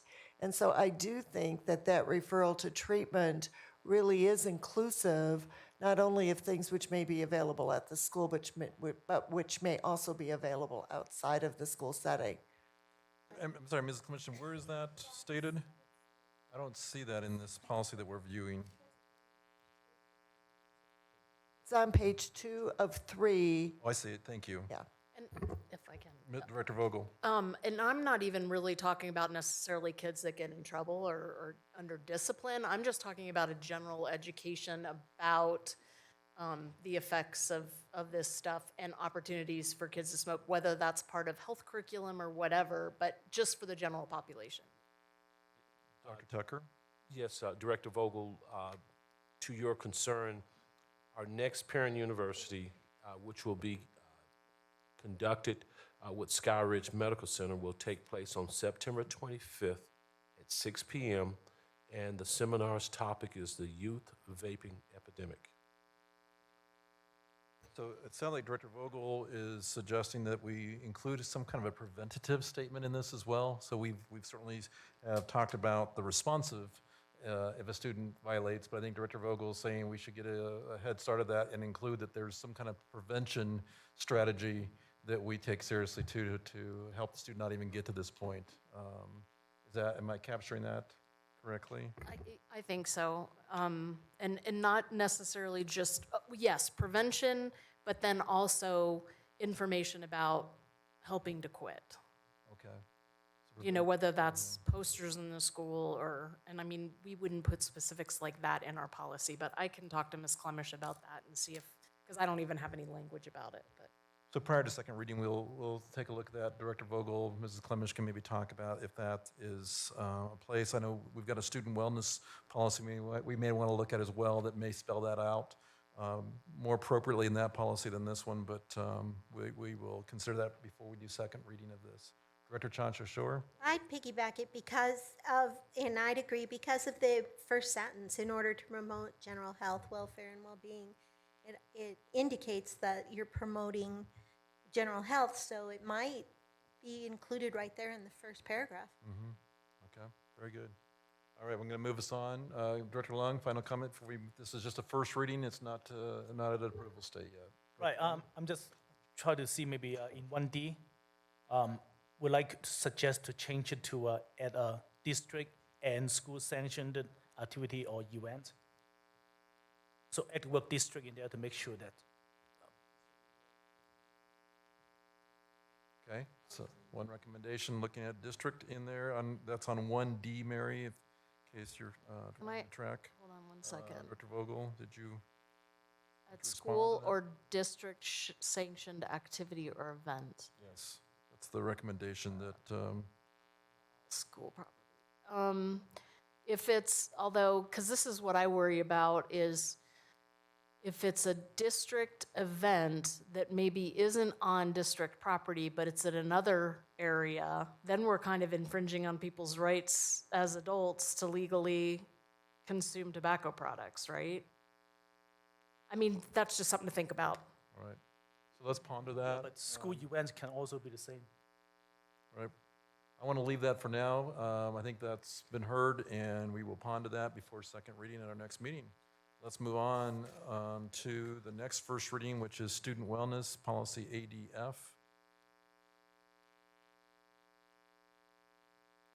And again, I don't, Ms. Clemish, anything that you want to highlight in this particular policy?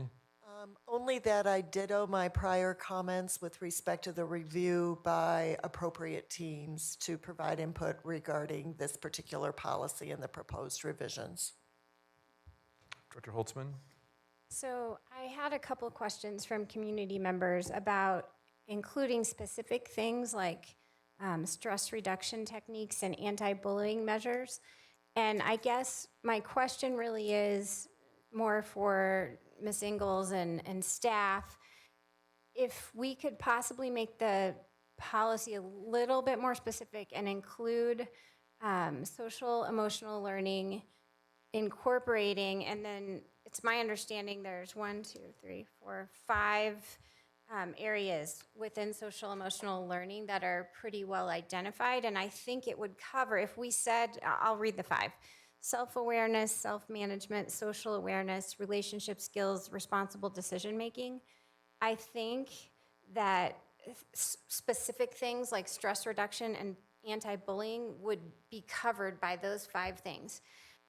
But I guess it's a question for Ms. Ingalls if she thinks that would help the policy and it would cover those things that the community was concerned about. I will take that suggestion to her, and we'll come back with a recommendation before the next meeting and the next second reading. And again, just another reminder that we do have an ADFR policy, a regulatory policy. I think what Director Holtzman describing is perfect in this policy because it just identifies the categories that we want to pay attention to. But our ADFR may drill down more to specifics that's again a superintendent policy. Just a quick question. In the third paragraph, there was something that says along the lines of district nutritionist, it lists a bunch of things, and it says student wellness policy for the district. I think that should be student wellness plan, because I think this is the student wellness policy. That's 1, 2, 3 paragraphs, just to take a look at that to see if we really meant the word policy. It's just a minor thing. Then we also ask ourselves the question with first readings, if there's other groups that we think should see these policies presented, in addition to the fact that we'll send it out to our community. I'm wondering if there's thoughts about, are there some of our committees that you think should see this policy on student wellness? I see Director Chandrashore, you nodding, and I was thinking DAC. And the Student Advisory Group as well, so maybe DAC and Student Advisory Group should see this policy before we put it back on our agenda for second reading, okay? All right, any other discussion regarding the first reading of this one? Then the last first reading is DN,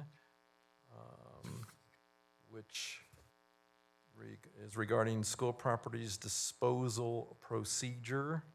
I know that Mr. Smith has had a look at this. Any comments, Mr. Smith, regarding this one? Any questions, board directors, regarding this particular policy? Director Holtzman? I just have one question. Sorry, I lost it here. Just for clarification, is it obvious that it says public school purposes? Is that obvious that it would include things like public school administrative, transportation, those kinds of uses? Okay, that's what I thought. Okay, very good. Any other questions, reactions? So this policy we'll see on September 3rd as written, unless there's last minute thoughts from our community in terms of responding to that. All right, so that completes our policy work for tonight. The next item is board action on a parent complaint in student matter. This issue was discussed in executive session to ensure that there's no adverse effect to the student that has this particular matter. The board has had conversation to understand the process. We've reviewed the superintendent's process in terms of investigating the student matter and coming to the conclusion that he did. Is there any further questions or a motion regarding this particular item? I'd like to make a motion. I move to affirm the decision made by Superintendent Dr. Tucker regarding an individual student matter where public disclosure would adversely affect the person or persons involved. Second. Okay, motion been made by Holtzman and seconded by Vogel. Any further discussion? Director Lung? I would like to recuse myself. Director Lung, we approve your recusal of yourself. And again, just for community's understanding, there are times that board members need to do that if they have a conflict of interest or if they are tied too closely to the issue. So we accept Director Lung's recusal. I would also just say that I think one of the things we walked away with, and we certainly heard earlier tonight, many of us making some advocacy points around student voice and ensuring that we really do have a clean and clear process of how student voice is being heard. And I think, if anything, I think this particular issue even for us exemplifies that we want to make sure that that process is clear for our students when they need to appeal a decision that has been made. So I think it ties in well with some of the conversation we've had tonight. So with that, I'll take a vote. Chancho Shore? Aye. Holtzman? Aye. Lemieux? Aye. Lung has recused himself. Ray, aye. And Vogel? Aye. Okay, that motion passes. Next on our agenda is Board Committee Cross Liaisons. Director Holtzman has graciously drafted a resolution regarding some concern around whether board committees should be required to attend other board committees in a liaison role. Director Holtzman, I don't know if there's anything that you want to capture regarding your resolution. So I believe, and correct me if I'm wrong or something needs to be changed or added, this resolution applies to our board committees. So that's LRPC, FOC, DAC, and the Student Advisory Group. We also currently have an ad hoc committee, the Mill Bond Oversight Committee. It applies to liaisons that the board committees, some of them had appointed to attend other board committee meetings. Some of those board committees had received them as members, as voting members. And so this was just to address concerns that had come up,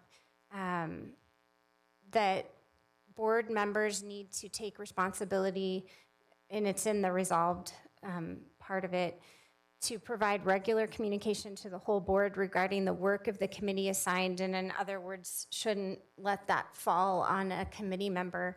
That the board member liaisons facilitate communication and collaboration between board committees when the board determines that task sharing between committees would reinforce the wholeness of the board's job.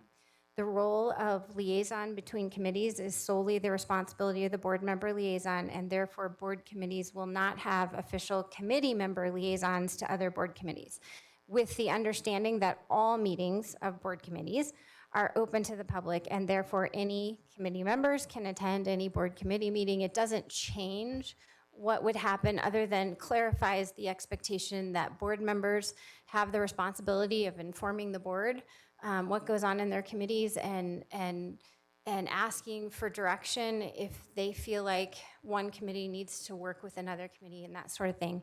And just another clarification, the Mill Bond Oversight Committee, we approved membership of that committee, which includes some people who serve on FOC, LRPC, DAC, but they are actual members of the Mill Bond Oversight Committee. They're not just liaisons. They are members. It was approved by our board. So it doesn't apply to the people who've been approved as members. And the same situation with CART. That's a separate thing. And if that needs to be clarified, I'm happy to try to do that. I guess one clarification I would make, Dr. Holtzman, is where it says will not have official committee member liaisons.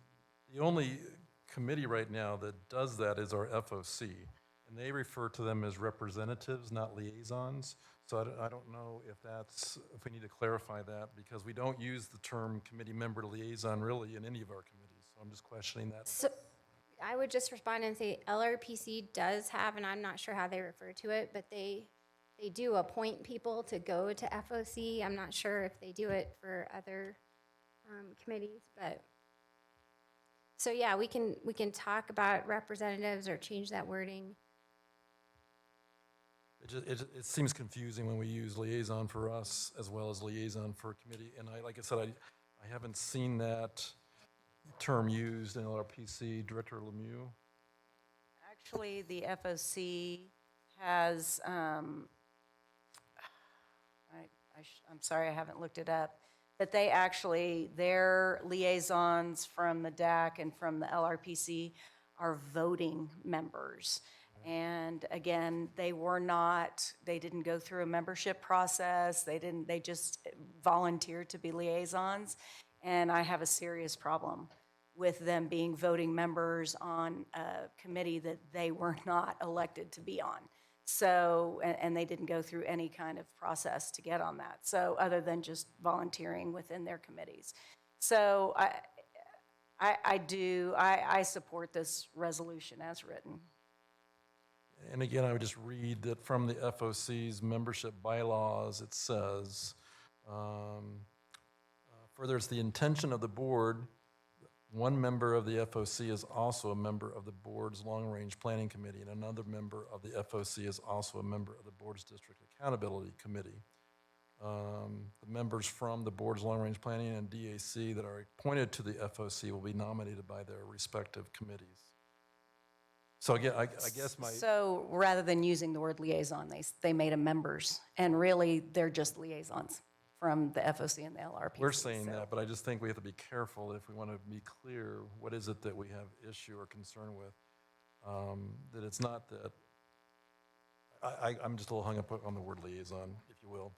So can I just get some clarification? Because when I take this back to the FOC, the expectation is they rewrite this bylaw, that an FOC, LRPC member and a DAC member cannot be members of the FOC. They already have committees that they're members on, and they should not be voting members. No, I'm not disagreeing with the resolution yet. I'm just disagreeing with the wording liaison, which I would just put official committee member representative, because to me, that's what they're doing, is they're saying you are the representative from FOC to go to LRPC. They're not saying you are the liaison to go. So that's my only clarification. I do have, and I heard Director Holtzman, you differentiated with that the MBOC is different in terms of that this would not necessarily apply to them. So what I'm struggling with is this a resolution issue for us? Is it simply that we want to direct our board liaisons to clean up the language in our bylaws? And do we need a resolution to do that? Can I say to you, Anne Marie, Director Lemieux, that the board no longer has this intention in your bylaws? Because it says right now that further it's the intention of the board. That's not our intention anymore. And so we would say that we think that should be deleted. And that, to me, seems like it would take care of the issue, because we're basically saying that we no longer see the need for an FOC person to be designated to go to DAC or designated to go to an LRPC. Where I think if we do approve this resolution, we have this ripple effect to say, well, why is MBOC different? Why is CART different?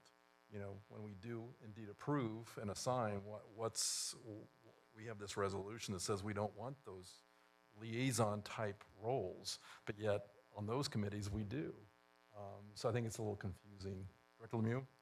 So can I get clarification? Do we have, in my understanding, we have an FOC member who goes to LRPC, and we have an FOC member who goes to DAC as liaisons. Are you saying we should not do that with any of our committees anymore, and I should ask the FOC to revise their bylaw to reflect that there are no longer liaisons between committees, that the board members are the liaisons between the committees? I'm just saying, I think FOC is the only committee I see that actually has in their bylaws that they're designating people to go to other committees.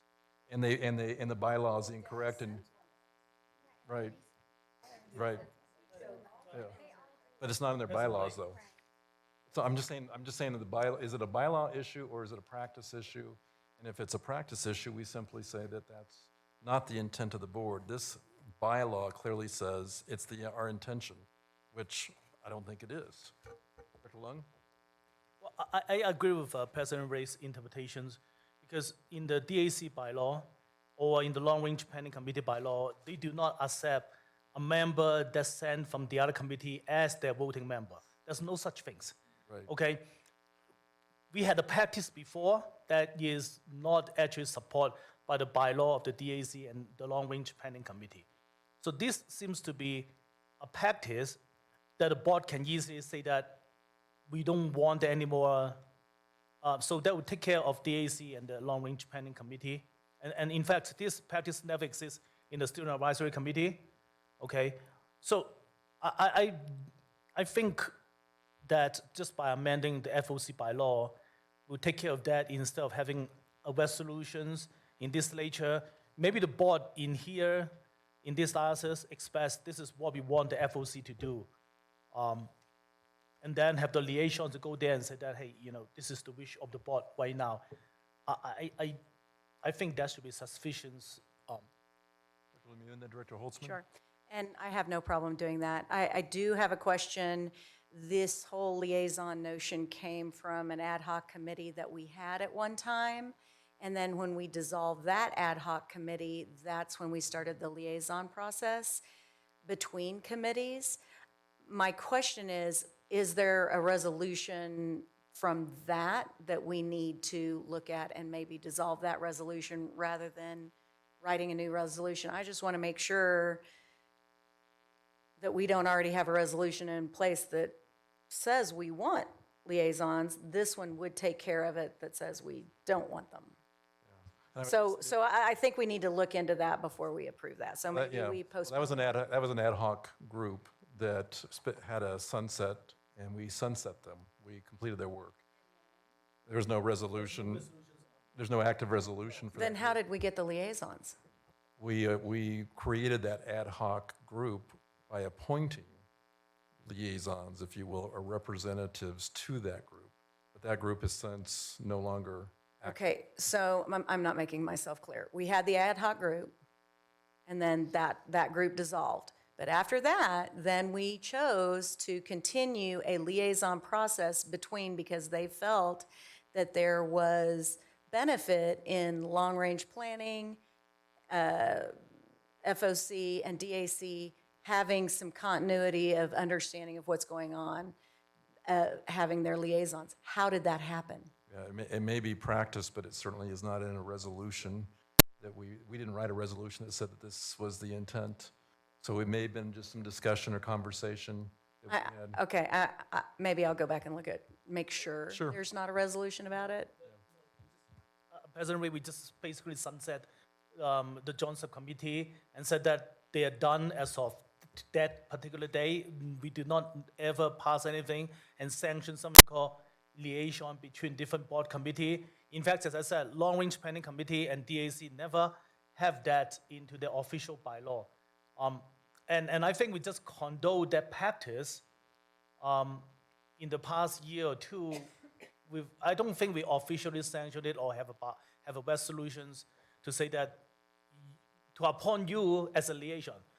There's no resolutions to appoint anybody to be a liaison whatsoever, as I recall, ever since I sit at this board. We only appoint committees member, we never appoint liaisons. Dr. Holtzman, sorry. So I support the change, which is basically, for most of our committees, a change in practice, because LRPC does, they do nominate and vote on someone to go to FOC and DAC and whatever. So if the board is reaching consensus, I just want to make sure that it's not just the FOC that we're guiding to change bylaws, it's everybody to change practice. And it's a pretty minor change in some ways, but the intent behind it was just to decrease any confusion between communication, which there has been some examples of, and also to kind of take on and make us as board members responsible for being liaisons to these committees, that we do need to be the people that are communicating what's happening with our committees and having discussions like this, if we want them to work together, that we need to take that on and not leave that to our volunteers. So in whatever way that happens is great. And if it doesn't happen, I don't think it's the end of the world. It's just something we had talked about, so. All right, so are we a consensus that we communicate to our committees in terms of practice and if there needs to be bylaw changes, or is there someone that wants to make a motion for this resolution? That's kind of that's the crossroad we're at right now. So I'm going to go with, first of all, just looking to see if there's consensus. I see nods. All All right, so by consensus, we will communicate, liaisons communicate with your committees that that practice is different, and then Director Lemieux will do some work with FOC specifically, since this is stated in their bylaws. It's no longer accurate. All right, moving on then to resolution for board committees' areas of focus. So we have a resolution, again, this is something we do annually.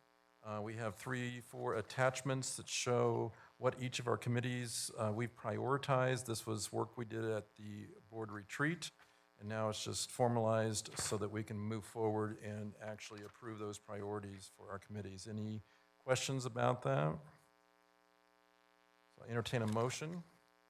Move to approve. Second. Motion made by Vogel, seconded by Lung. Any further discussion? Seeing none, Chancho Shore. Aye. Holtzman. Aye. Lemieux. Aye. Lung. Aye. Ray, aye, and Vogel. All right. Next is board reports, and I just will quickly say agenda planning this Friday. And Vice President Vogel, any reports from you? I don't have any. All right, none. Any other board reports for the good of the group tonight? All right. Seeing none, I will tell you that we do have a need to continue with an executive session. And let me get to the statement. We do need to hold conference with, again, with our board's attorneys to receive legal advice concerning pending legal questions pursuant to CRS 246402-4B, including questions related to charter contracts issues. Again, during these sessions, an executive session, the board is not allowed to adopt any proposed policy, resolution, regulation, or take any formal action. Is there a motion? And the motion should include adjournment of open regular session to move into executive session. So move. Move to adjourn regular meeting and go into executive session. Vogel made the motion, and Lung, was that a second? Second, yes. All right. Further discussion, simply Superintendent Tucker will be joining us, as well as Ted Knight, Mary Clemish, and phone conference via, or with Kristen Edgar via phone conference from Kaplan and Ernest. Any further discussion? All right, seeing none, let's vote. Chancho Shore. Aye. Holtzman. Aye. Lemieux. Aye. Lung. Aye. Ray, aye, and Vogel. Aye. Okay, we are adjourned and moving into executive session in the superintendent's conference room.